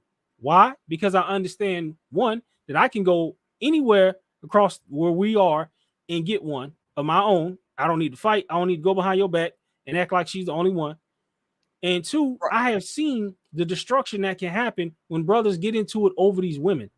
That's another angle that I feel like is in-house of passport bros or men who travel. I feel like that's another in-house thing that we don't really talk about in public very much. But this is why I have a standing rule of thumb. If I see that's the shorty, that's the chick you hanging with, y'all cooling. I don't care her background. I don't care what she does at night. I don't care if she's throwing it at me. I've seen her up under my boy. I've seen my boy take pictures with her. I've seen him take her to dinner. I'm good. I'm cooling. No, shorty, you off. Because you can move about in your hoish ways. That's fine. I have a respect amongst the brotherhood to where I say, no, brother over there, he likes you. I don't give a fuck. That nigga likes you. And I'm gonna leave you alone because I'm not gonna have this nigga trying to get mad at me. And now he wants to go to war over a hoe. I said, brother, I'm not even gonna put you in situation to disrespect yourself of trying to get into it over a girl who is unapologetically for these streets and trying to fuck all your homies. Nigga, I ain't even gonna let you put yourself in that position. For the streets. For the streets, hard. She see all 30 of us walking, all however many, all 20 of us walking. And she just calculating how many of these niggas she finna go through. No. You posted up with my nigga, and he saw something in you to where he actually wanted to hang out with you and spend more than a night with you. He was the one taking you out. Y'all was hanging out. Y'all was going to the spot, going to this spot. He took you to the club. Y'all did that. Cool. And my standing law is I don't fuck in a circle, meaning in my circle, I'm not trying to fuck with homies, girls, and this, that, and she off limits. Like you already know, like when we go down there, obviously we're talking about Brazil in this case. When we go, I already told you, like I have girls I know, and some of which you niggas will probably never see. Nope. I got it. That's what I'm saying. I had that same respect. I'm like, yo, I'm not finna come down here and be like, yo, man, hey, throw me that one. Yeah, the one that you was with all day yesterday, the one you had all up in your room yesterday. Throw me that bitch. Like, that's the only one that ever exists. Like, bro, like, don't be fucking on your day. All right, Jamel, chill out. Yeah. Hey, look, hey, bro. That's why I said, that's what I said. Hey, look, that's why I say that we don't really show a lot of receipts over here. I'm happy with other brothers showing their receipts and putting this stuff out there, and they're getting all the exposure and accolades. I'm happy for you. But like I said on Pablo's show today, I got receipts on some of these people's receipts. Oh, yeah. So we keep stuff to the chest because I don't want guys to get into their fifis about something that they have put out. Oh yeah, man, I was chilling with this chick at the chicken, blah blah blah blah, and I got a picture of the same chick 3 years ago that I was chilling with too, when she was a little bit slimmer and a little bit better in shape. You got on the downstroke, you know. But hey, if that make you happy, I'm happy for you. That's just how I look at it. Yeah. It is what it is. Like, so I ain't gonna be mad. I'm not gonna be mad. But my thing is like, if you smash one of the girls I know, that's cool. I mean, it's cool, like whatever. But if I see you blatantly like hanging out with her, y'all posted up on the beach, feeding each other pineapples. You know, you've been hanging with each other for 2 days, 3 days. All right, okay, we call that. Well, we call that holding. Okay, nigga. Yeah, you've been holding. You out there holding. Yeah, it's cool. You can hold. I ain't mad. But let's just say I stay there 2 weeks longer than you do. I go back to the same beach I'm hanging out. I'm cooling. Next thing you know, she over there. She come walking past me talking about what's up, as if she didn't know we was all sitting together and you was chilling with my nigga. No, chick. No, I'm gonna let you keep walking because you know. I don't need to do that. It's a whole. It's a country full of you. I'm okay. You know what I'm saying? I halfway speak your language. I can go find 3 of you. I'm not. That's like I said. That's just my standing rule because these niggas will fight over these females in another country, which goes back to what I was saying. The simp chip is still activated. Yeah, you need to go through an EMF and get that simp chip deactivated, and then after that deactivation, you need counseling so that you can understand and go through your 5 stages of grief and get all that stuff out your system, and then get on the plane and go somewhere. Yeah, get it out of your system. Say, nigga, she's for the streets, bro. She's getting bopped out right now. I'm not bopping her out, but she is getting bopped out. You know, I can count at least 4 niggas she's been through since you've been gone. Wasn't me, but I did see her though. So don't get mad. Exactly. Yeah, I'm just a messenger. Yeah, that's why I said these guys. It's almost to the point where it's like a persona that they're trying to create, a novella or a soap opera that they're trying to create, and you're playing to an audience that's ignorant of what really goes on in these countries. And some of these guys that listen to this stuff, that, you know, they haven't traveled. So they're living vicariously through guys that are giving them these stories instead of giving them facts, because they need to sensationalize their so-called lives that they have created online through traveling. And every place they go, they're the man. And every place they go, chicks is on them. And every place they go, you know, this is the new and improved this and that. You know what I'm saying? Or every place they go, you know, girls, they love me. You know what I'm saying?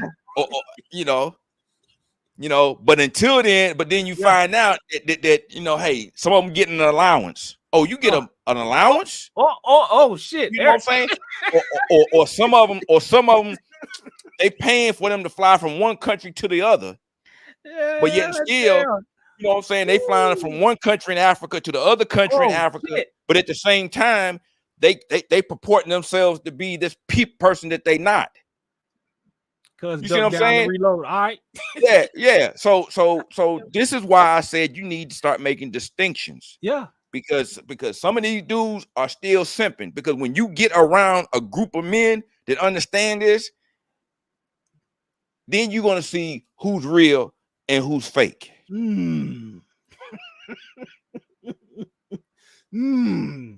Yeah. Talk about it. You ain't lying, because I'm telling you, there's a lot of brothers will get out here and they'll be ready to fight over these females. And I'm like, yes. And I'm like, for what? What are you fighting for? Yeah. Like you said, there's a whole country of women. Explore. But everybody's trying to go to, like I said before, when guys say, I'm going to Brazil, no, where you're going is you're going to Copacabana, and you're not going to leave. Right. You're going to the Strip. You're going between Postal 1 and maybe Postal 6 or 7, and you're going to do Christ the Redeemer, Sugarloaf, you know, a couple of things, but you ain't going to leave outside of that. And so you're not really going to Brazil. No, yeah, exactly. You going to the Strip. You on the Strip. Right. And these guys say, I'm going to Colombia. No, you're not going to Colombia. You're going to Medellin. You going to Medellin, homie. Or you going to Cartagena. And like Pablo said earlier, those guys that he sees on the trips, he goes someplace else. He's in a totally different area.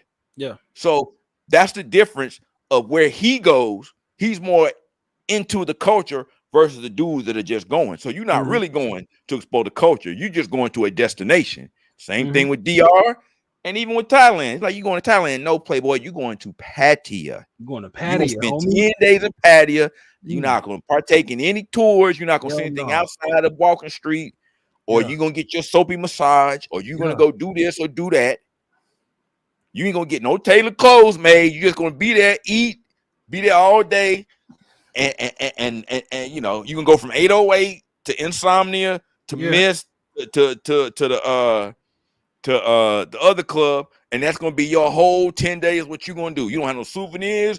You ain't got a manicure, a pedicure. You ain't did no facials. You ain't did shit. Act nothing. Or matter of fact, get you a donut burger, nigga. Yeah, you go there. You getting donut burgers and stuff like that, and talking about you trying to get in shape. Okay. God damn it. Man. Oh shit. God damn. So, yeah, it's real out there in them streets, man. Shit, the niggas ain't doing shit. Yeah. So that's why I said what I said. You know, I ain't mean to get on the podium and preach tonight, but you know what, man? At some point in time, some shit got to be said, because you're going to have to make distinctions. There's going to have to be a separation between black men that are serious about travel and guys that associate and call themselves with passport bros. Because within that umbrella, you have people that are for the movement that have been here way before that title even came up, and that are really trying to make this thing work, network, and have something. And then you have passport bros that have been monetized because it's trendy. They can make a lot of money on it, but you don't have any content or do anything to try to further the community. Yeah. So and within that, you're gonna have a lot of dudes with that simp chimp that are in that community, because being that simp chimp means I'm the only one. They got to be the Highlander. They can be only one. Highlander syndrome. Eric Edward. He talked about, you know, the Highlander syndrome that can only be one nigga, you know what I'm saying? Yeah, Eric Edward talk about that, you know what I'm saying? So, you ain't lying. I mean, it's we understand what it is in these streets right now, and you know, that's why, you know, I feel like, you know, we're doing our best, and that's why I say that I try to stick to also my own creed or my own quote unquote inner bro code, as far as I'm not gonna have situations where we're gonna be getting into with all these females. There's far too many of them. Why? Like, why? Yeah, like if I didn't know this was a chick you was rocking with, she was throwing it, she gets smashed, and I'm like, oh shit, nigga, I didn't know y'all was laid up for like 3 days ago. Like, oh shit, like, you know what I'm saying? And you had her all up in your spot for a week, and I just bump into her, she was throwing it, and she got knocked down. Like, oh shit, cuz you know. But outside of that, I'm just like, you know, I make it my obligation to say, if I see one of us, you rocking with a chick, we out here one of these trips, you bringing her around up under your arm, going to the club, she out with you, y'all out and about, y'all doing y'all thing. It's not in me to be all trying to be up on the one. It's just like, even if it's nothing, it just, to me, I just don't, it's just not good vibes to me, man. I don't know how to explain it, because I'm not trying to go back in behind yours where I got so many, like, I can't go get one over here. Like, why in the hell do I need to be dealing with this chick that my bro was just had up under his arm for the last 3 days? Why I need to be up under her? Why we need to be in a position to where it's just like, hey, cut, she was throwing it at me, so I just picked it up, you know, as if you couldn't have went over here across the street and got you something better. I mean, you know, and to me, like I said, just, you know, trying to duke it out over females overseas is one thing that I feel like, you know, when we address brothers who travel, you know, with us, You know, those are I feel like we do talk about it. So I won't say it needs to be, but we do talk about it. But well, that's because we're a group. But I feel like there are other spots, you know, and other guys who may not. But just, you know, if y'all come with us, for those of you who are listening, if y'all come with a group trip, BMO, if y'all come out there with us, we're gonna lay stuff out like an itinerary. We have welcome dinner. You know what I mean? We talk about stuff. We congregate as men. You know, there's so much going on outside of the women. I think there's like, I don't even really think that we revolve any trip event around females. You know, It's just that the women be organic to what's going on, to what we have planned, to what we're gonna do. And the women, or maybe you knew a girl before you got there, maybe you bring her to an event, maybe we go to a beach or a spot, you go on your own, you go meet some girls, whatever the case. But generally, you know, we don't make it about the women, or, you know, make it around it. But the thing is just like, between us, we'll tell you little stuff like, you know, hey, cuz you don't really want to be messing around over there. If you're gonna go over to this spot, you know, make sure you got somebody with you. You know, we've heard stuff can get reckless over here.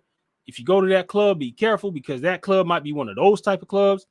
You know what I'm saying? Like, little stuff will kick game on, be like, hey, you know, we know that chick, you know, you can mess with her, but we know who she is, so be careful. And like I said, if you see somebody is what we call holding, you know, got you one that you just holding, because I think we all have felt, we've all fallen prey to, you know, we all have our holds. It's what we do. Now, I did say that we start bringing those little football flags, so that when we get out there, we can throw the flag on the flag. Man, bro, look at it. I'm gonna have about 10 of them from South Africa, because I already know. On the offense. Yeah, exactly. Repeat first down. Exactly. Yeah. Exactly. So, you know. Yeah. But in all seriousness, you know, distinctions have to be made. You have to understand what's going on in the community, and you really have to be in tune, because some of these dudes are not going to be able to go. They're going to try to keep you here on the plantation, the matrix, whatever you want to call it. And that is not going to be something that is feasible for you in the long run, because we see what's going on. Yeah. You're not going to be able to save the community, because you have 12-year-old girls that have already been indoctrinated, and the OS is set. And at 12 years old, they're still adhering to that. You're not going to win that, because you don't have the minds of your children. And he is a rarity to be a male teacher to have access to kids that young. Yeah. Most of the teachers are women. Yeah. And they're not preaching that. They're trying to push the LMNOP down their throat. Yeah, that's true. That's true. He even said that. He said, you know, it shouldn't be, how are you going to build a community around this preconceived idea of one gender? He said that to them, you know, and they were kind of stumped, like, I've never thought about it that way. I just thought that this was right. How it's like they're, and this is the issue that we also have to deal with in the political space in the country. A lot of these things that get pushed is tailored toward the children absorbing it, to where that they can become the perfect propagandized soldiers that they want them to be, so that they will carry on the trends of the generation to come. That's why it's so destructive, because at such a young age, if fathers are not in the home, if you're not dealing with a woman who wants to be a wife, if you're not in a place or position to where you can command your household, or deal with the woman who acknowledges your leadership, wants to be a part of what you have going on, acknowledges that, you know, I don't need to have my own agenda. My husband, I'm what he got going on. I'm about that. I'm about my family. Those women are now fewer and far between, even more so than they were 20 or 10 years ago. And we can tell evidence of this by what? The 12-year-olds. So they, even amongst themselves, are telling each other, girl, you don't need him. At 13. At 13, 12. You know? Exactly. Before they even get to high school. And like I said, my issue is the counterpart of the young men, the boys. What the hell are they supposed to do? Right? And what are they What are they being told? Exactly. They're told, well, if you just talk nice to little Keisha, just talk nice to her and just tell her how pretty she is while she calls you a simp. While she calls, because now she's listening to, Tasha K. While she calls you a simp, Cynthia oh, G. she's just playing, it's nothing, just tell her how pretty she is. And don't worry about the fact that she really likes DeAndre, who plays basketball. No. You just wait your turn, servant. Bend the fucking knee is what they tell you to do as a child. As a young man, he gets talked out of his own masculinity because even the female teachers are going to tell him that he's horrible as a young man because he wants to be in his masculine. So from the day he reaches fucking school, he's a perfect little cuck simp because he don't even know how to stand up. He don't even know how to stand up for himself. So now he gets knocked 3 and 4 different directions from his mama, the bitches he likes at school, and his fucking teachers. All of them are teaching him on how to be a little bitch. So he don't never learn how to wise up and be a man about his shit and cup his own balls unless he gets into some shit like some gang shit. And then he might feel a little bit of masculinity because guess what? Lil Keisha is going to be attracted to the little niggas who don't give a fuck. So the troublemakers. So the cycle continues. What's he going to see? Oh, well, it's going to be masculine of me to go over here and start acting like Lil Thuggo. Oh, well, Thuggo gets all the attention and he says fuck you to his teachers and he's always an ISS in after school suspension. So I'm going to act like that because that's what Keisha like. So the cycle continues to repeat itself. That is the nuclear destruction of what has destroyed the idea of a strong community in a family. It's ran by women and men are not taught to be men. They're taught to serve the knee and bend to whatever these women tell them to do. So much so that they will listen to a woman, tell them to go off on a send-off mission, where that nigga is now at the end of the night got 2 holes in his fucking chest off of what a bitch told him to go do. Yep. And this is the community that you want to save. You think you're better than every other nigga who's tried to save a fucking community. You think you're better. And now, if I bring them on my podcast, I'm going to shame these bitches into being better. Well, Anton, how the fuck did that work for you, family? Did it work, brother? Or are you now only about the Millionaire Morning Show? You had to fire 2 bitches, bring a white bitch on just for them to be mad at you again. Now for the niggas that you trusted on your own goddamn podcast to then turn your back on you. And then you had to go on another bitch's channel and start copping pleas. And that bitch shat on you. And the other bitches that were on point with her ganged up the fuck against you. So tell me, and a nigga like Anton needs to answer this question. What the fuck you thought you was saving, homeboy? You see? All this shit, and Anton's a goddamn millionaire. But see, that's what I was saying about saying earlier. You have people that are out of touch with what they think the community is because they're successful in the community. Their lives are together. He has his wife and his children, and he's living a productive life. So to him, he's making it. And he's thinking that the community isn't that bad, but you're not interacting with the community on the level that most black men are because you're not even in that percentile. So for you to make that statement and not knowing until you got into it, now you have gotten your nigga moment numerous times. You see what's really going on, and you're gonna have to pause because the last 3 or 4 videos that he's been making has been talking about that. Yeah. Like, I'm not subscribed to his channel, but it comes up in my feed, and he just made one up about Miami. Like, these women down here to set you up. So a year ago, he wasn't talking like that. And a lot of his video content here is more about, yo, black men, save yourself. To me, that's the sentiment that I get from some of the stuff. Yeah. He made a video about black women, black men an apology. And you need to apologize with your behavior. But it's not going to happen. What are you going to do? They're going to say, fuck you, Anton. They don't have to listen. You hold no court over these women. They ain't got to do shit you tell them to do. The fuck? Yeah. They don't give a shit about you being a millionaire. They didn't give a shit about you being a millionaire. You know what Nope. I mean? The way They tried wanted to use. They wanted to use you. They saw you as a useful tool until you were no longer useful to them. And then when you brought Becky to the cookout or Pearly to the cookout, they got in their fifis. They didn't respect you to begin with, which is the stuff that we have been saying, or the Black Manosphere has been saying for the longest. And you didn't think that was the case. And now you're seeing what it is. You're seeing what it is. And his whole, well, I don't know. Like I said, I don't watch his channel. A lot of his stuff pops up in my feed, and I tune into what he has to say. Yeah. But it's interesting to see him make that transition from what he was saying a year ago to what he's saying now.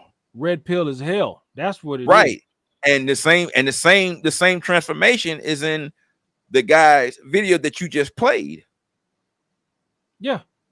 Yeah, that's a red pill wake up call for your ass with that brother, that teacher, what he had to experience. Because what he's starting to figure out is what does the master do when he's done with his tools? He fucking breaks them. And a lot of these niggas is gonna wake up and realize when these bitches are done with you, they break you. I mean, because you'll hear certain brothers who say y'all need to stop shaming these women and this and that. These brothers who say that they're quote unquote successful and they're in these positions and places of winning. I'll tell you something. A lot of that is ego to say, oh, you niggas need to get like me. Because if you were like me, you wouldn't have to deal with that. Well, okay, Anton, you're a fucking millionaire, homeboy. Guess what? You married your woman 30 fucking years ago. Good for you and salute. Guess what? It's working. You're an anomaly. And you having a quote unquote millionaire morning show and I'm gonna give you this plan on how to be just like me. Guess what? That shit don't work. Like, yeah, okay, invest in my this and this. And this is where the SBE niggas get in here. Stop talking about women. Talk about getting money. Well, the fuck is going to happen when you get money and you want a family, nigga, and you don't know how to deal with women? Zion, the fuck you going to do? You going to come back to the same place. You're going to be like motherfucking Thanos. These bitches are inevitable because if you don't know how to deal with them, everything you do is going to lead back to them because you didn't figure it the fuck out the first time. It ain't about money. Niggas like Anton need to understand. Niggas got bigger problems than money. Yes, money will put them in better positions, but peace of mind will not come because they still will want to fuck with Keisha. If they don't understand how to break that curse that we call the community, niggas will still be in situations where they're going to wind up fucked up and upside down. Guess what? Anton was able to play around in a situation where he could be hurt in that kind of way as far as, okay, podcast didn't work out. This and that didn't work out. Well, I got money. I'm married. Good for you. But for the average nigga, guess what?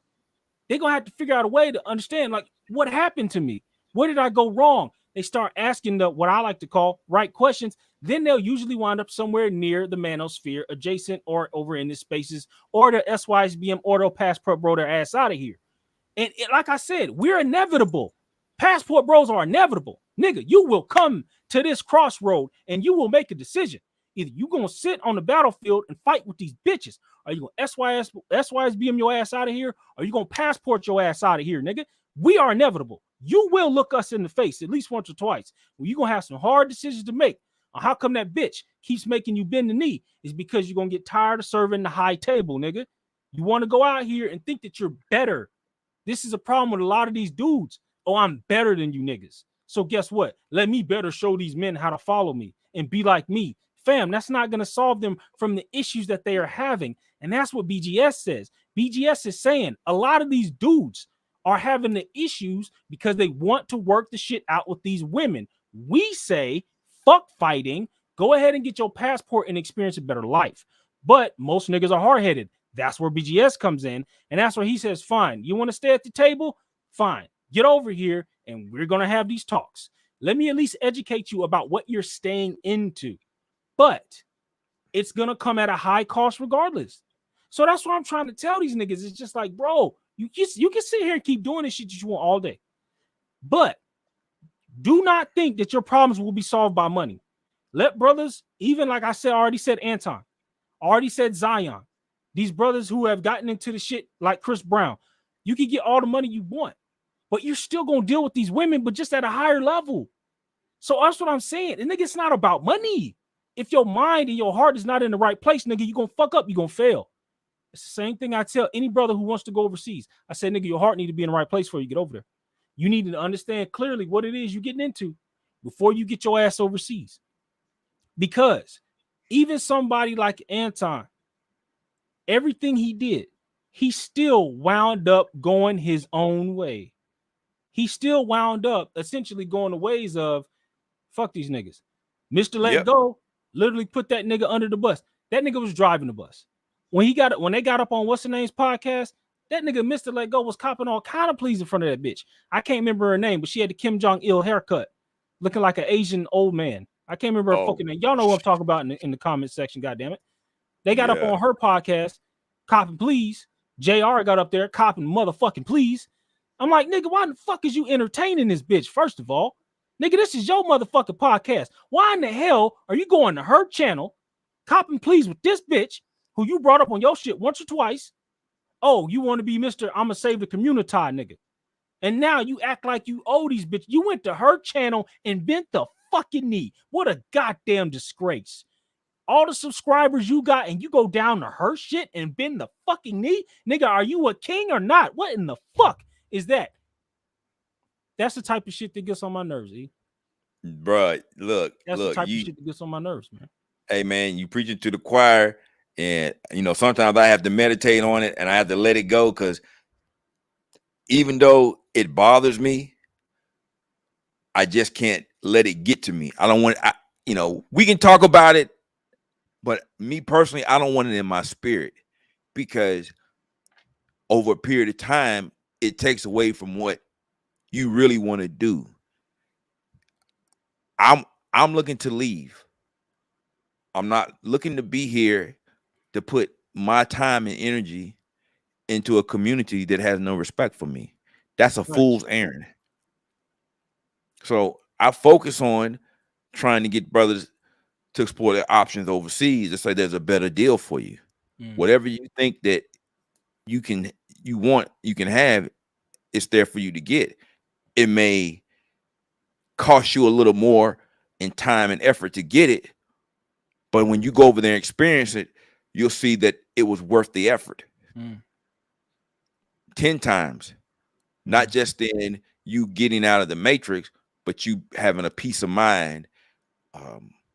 You have a better, lower stress level, better health, better food, just a better overall way of life. And then you're able to figure out a way to sustain it and to build an expat community. Then you're going to have a mental health aspect as well. Things that are going to be just beneficial overall to you living your best life in another country. It's just so many things that don't get discussed. We don't never talk about the mental aspect of it, what black men go through. And even though so many guys are traveling, you still are going through it because you haven't had anybody to really walk you through how to cope with it. Yes. Talk about it. You're not going to just get on a plane and fix your problems. You're going to have to put in work, and you have to be in a community where there are people that are really looking for you to be the best version of yourself and help you through it because they've been there. And it's like you having a group therapy session. Our events are very structured to have that type of event. Excuse me. That type of effect where you have a group therapy session because men think they're by themselves, even though you got YouTube and you got all this other stuff going on.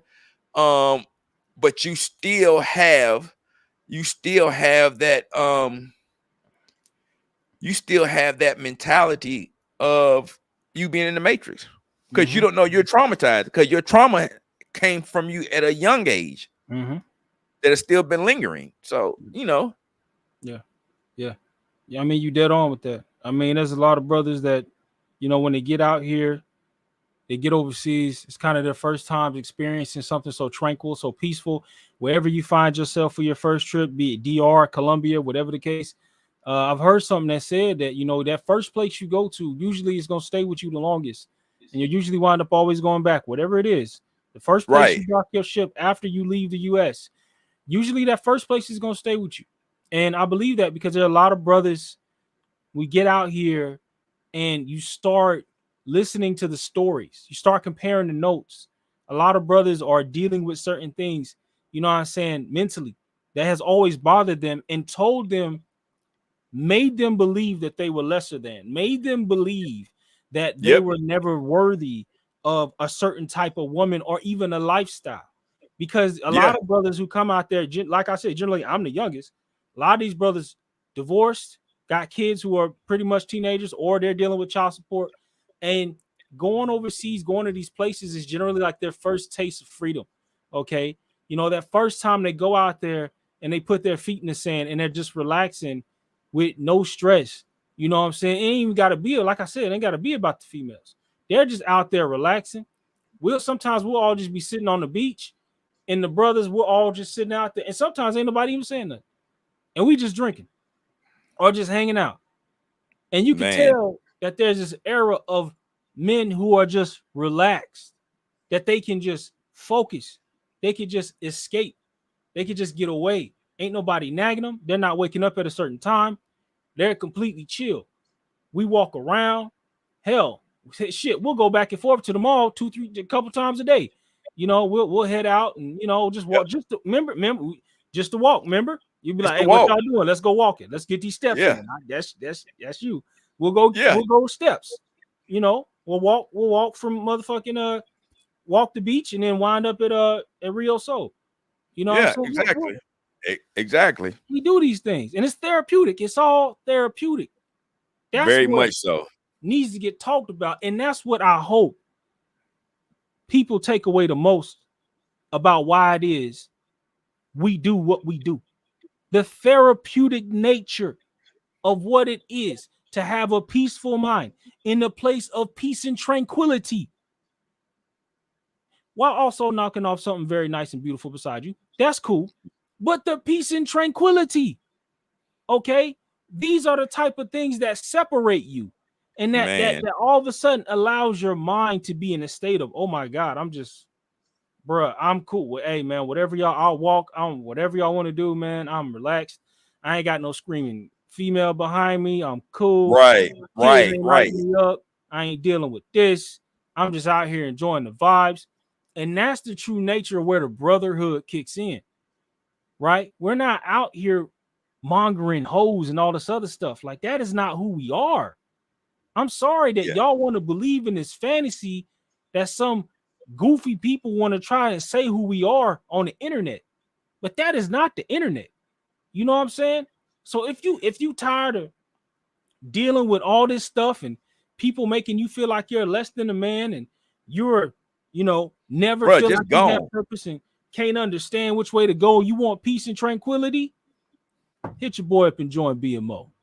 Man, that's what I'm saying. That's what I'm saying. And that's what that's what we're about. You know, it's funny because you got these everybody wants to be a network group now, and everybody wants to be a brotherhood now. I'm like, wait a minute, y'all been doing this for like 5+ years on YouTube.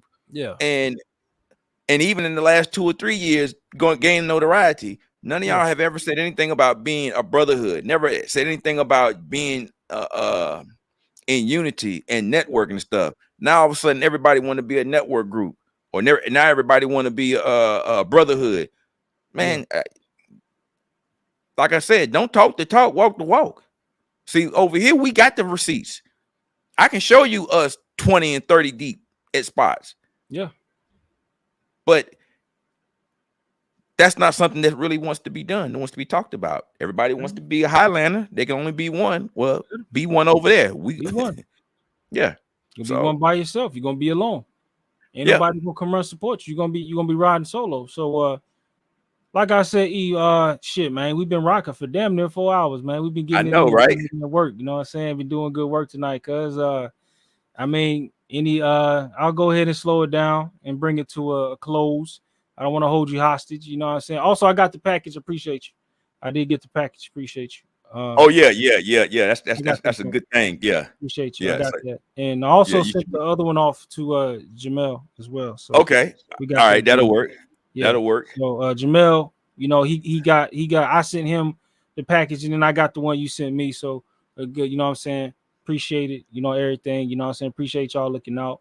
Jamel should be expecting that. Actually, about a day or so, he should be getting that. But that's neither here nor there. But like I he said, said he man, got it today. you Got it got it. today. Oh, Yeah, okay, he said he okay. got That's it what's today. up.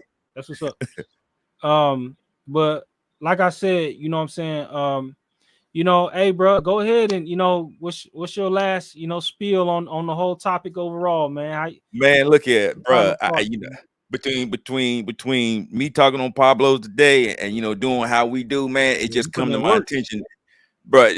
The work ain't really the work ain't the problem. I always love coming and chopping up, supporting BMO. This is how we do. We talk the talk. We also walk the walk.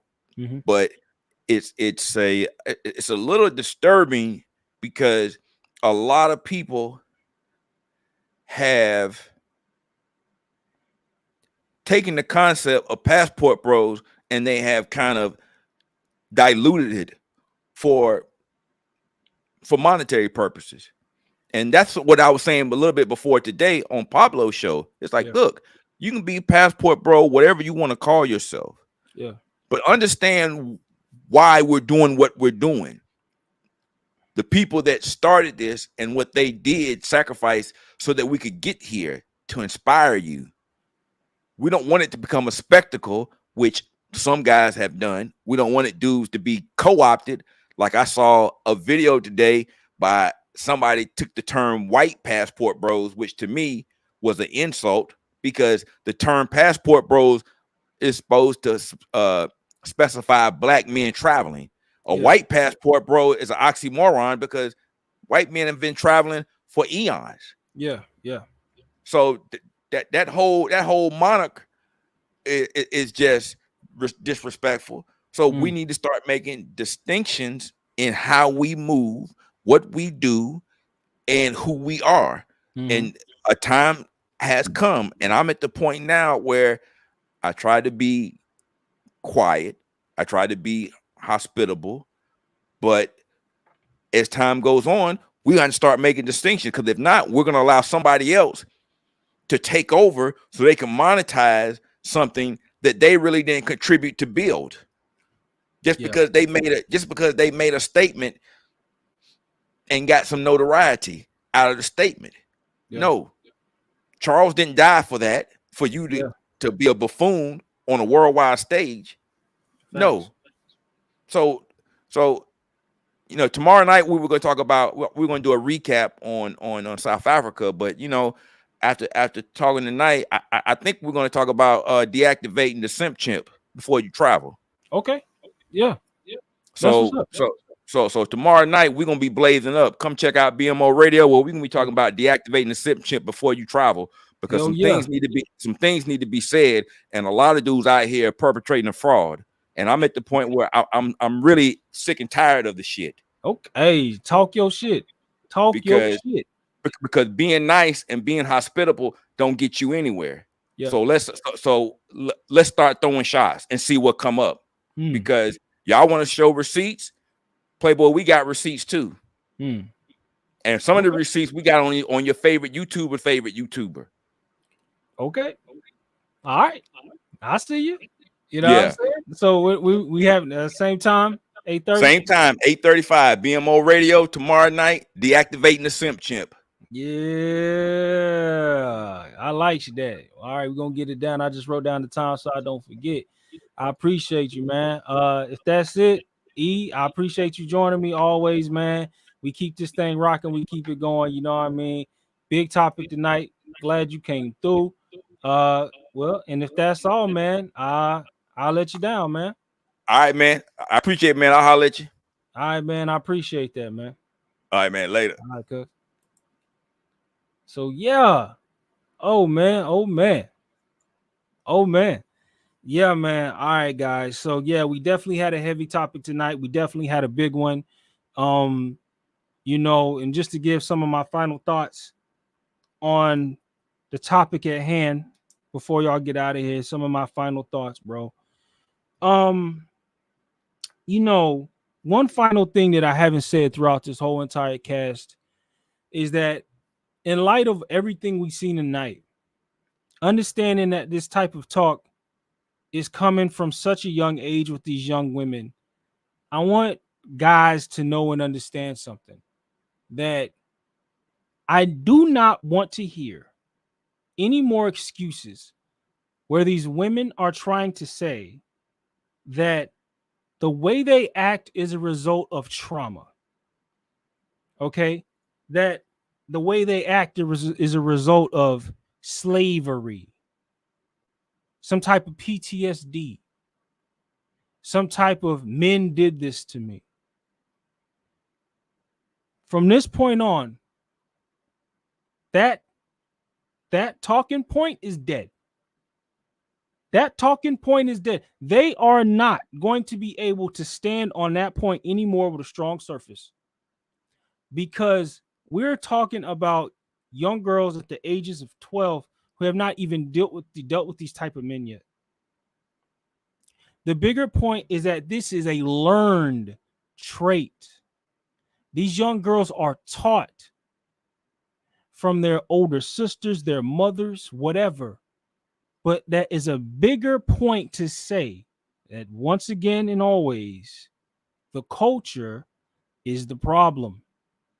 And if you haven't realized that yet, and if you haven't understood that the culture that you are fighting so hard to defend is the main thing that is set to kill you, the main thing that is set to be against you, if you have not realized that the culture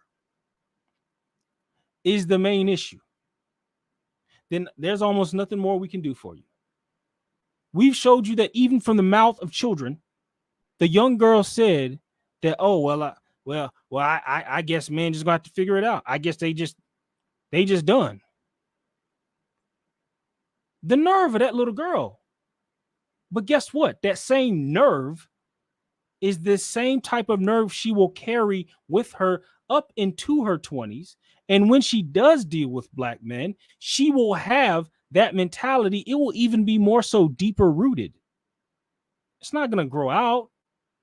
It's going to be stronger. And that type of energy that most of us don't like to deal with in our women is rooted at younger ages, because look who's teaching them. So when we use the talking point to say, when these young women, when these girls, even the boys who have been taught to believe that they're lesser men, to value themselves lesser, and their only way they can make it through life is to serve these women and put them on these high pedestals, and oh my God, oh, she looked my way, oh my God. You get completely out of character when she gives you a pat on the head and throws you a doggy treat and makes you her fan. You're comfortable being cucked by these women because you have been taught to do so, and she has been taught to lord over you from such an early age. And you believe in your heart of hearts that you are going to find a way to find the magic Excalibur that's just going to whip these bitches back into shape that they've never been in. That they've never been in. What are you teaching? You're teaching them something that they never practiced. Their mothers did not teach them how to be wives. So what are you doing? Because I'm that nigga, I'm going to make her come to heel. What? What heel? She doesn't even know what that means. To her, you're the goofy one. To her, you're the educated lame. And you're stuck on stupid trying to figure out, like, wait a minute. Nah. If I'm this man, I'm gonna make her do this and this. Well, the other niggas up here, when they make her do X, Y, and Z, and she does. No. They are also using those guys. Zion is still dealing with issues with these different women. Zion is now at a disadvantage because the women around him were competing to see which one would get the bag. You see how if that other woman, even think about this, y'all, if that other woman had any etiquette about herself at all, she wouldn't have blasted him in public like that. But because she needed to get her get back because she felt so wronged, she had to go out here and make a public mess about the situation between her and Zion. Now, if that was your side chick, would you honestly want to do, even for your side chick, to be putting all your mess in the streets like that? Where does that come from? Because she believes that she's in position to do so. Not saying that it doesn't happen in the races. But we already can clearly see that with us and in our community, so-called, we can see that these little girls are trained to be and act away before they even get to high school. So what are you about to bring them back to the table to fucking negotiate on? There is no negotiation. Your submission is the negotiation. There is no give and take. They don't know any other way. They've been trained one way. And you're going to create this reality that they don't even see? And they've never seen it? And I'll let the rest of that rest with y'all. Those are my final thoughts. Appreciate you guys for joining me tonight. Appreciate you guys for coming out. You can support the show at Chris with a Z, Chris Strong Art, at Cashapp. On the Cashapp, you can hit me up. Also, same name if you want to go on my Instagram. If you want to check out some of my artwork, you know what I'm saying? Your boy be doing art. Yeah, some little bit of my artwork is behind me. Not this one, but that one, and a few over here, you know what I mean, are my personal art pieces. You can see some of my work, some of my travels on my Instagram, also at Chris Strong Arts, Chris with a Z, Chris Strong Art. You can go check me out, guys. So like you heard Eric say, so tomorrow we will be rendezvousing up on the Black Man's Option podcast at 8:35 p.m. All right. I want you guys to go over there. I want y'all guys to tap in on the conversation. It's going to be a hot one. You already know how Eric get down, bro. He's looking to let off shots. I don't know exactly on who or what. He's ready to pop off because he changed his whole dynamic of what the show is going to be about. So Eric is ready to go, dog. So again, let me see here. Shout out to all of y'all in the chat who are rocking with your boy tonight, LSST. Of course, Jamel, top producer, Cortez. We got, let's see, Evan Brock was in the building tonight. Who else was holding it down? We got LSST. My man Tim Howard, he was holding it down tonight. You know what I'm saying? Who else we got? And that's just yeah. So like I said, you know, appreciate the guys who usually are my comment supporters. Appreciate you guys coming through. Appreciate you guys coming by and supporting the channel. He said I get my money up. I'll see you soon. Yeah, man. Appreciate you, cuz. Come out on a trip with us, LS60. Appreciate you, dog. All right, guys. So with that being said, guys, I'm gonna get up out of here and I'm gonna see you on another one. Peace.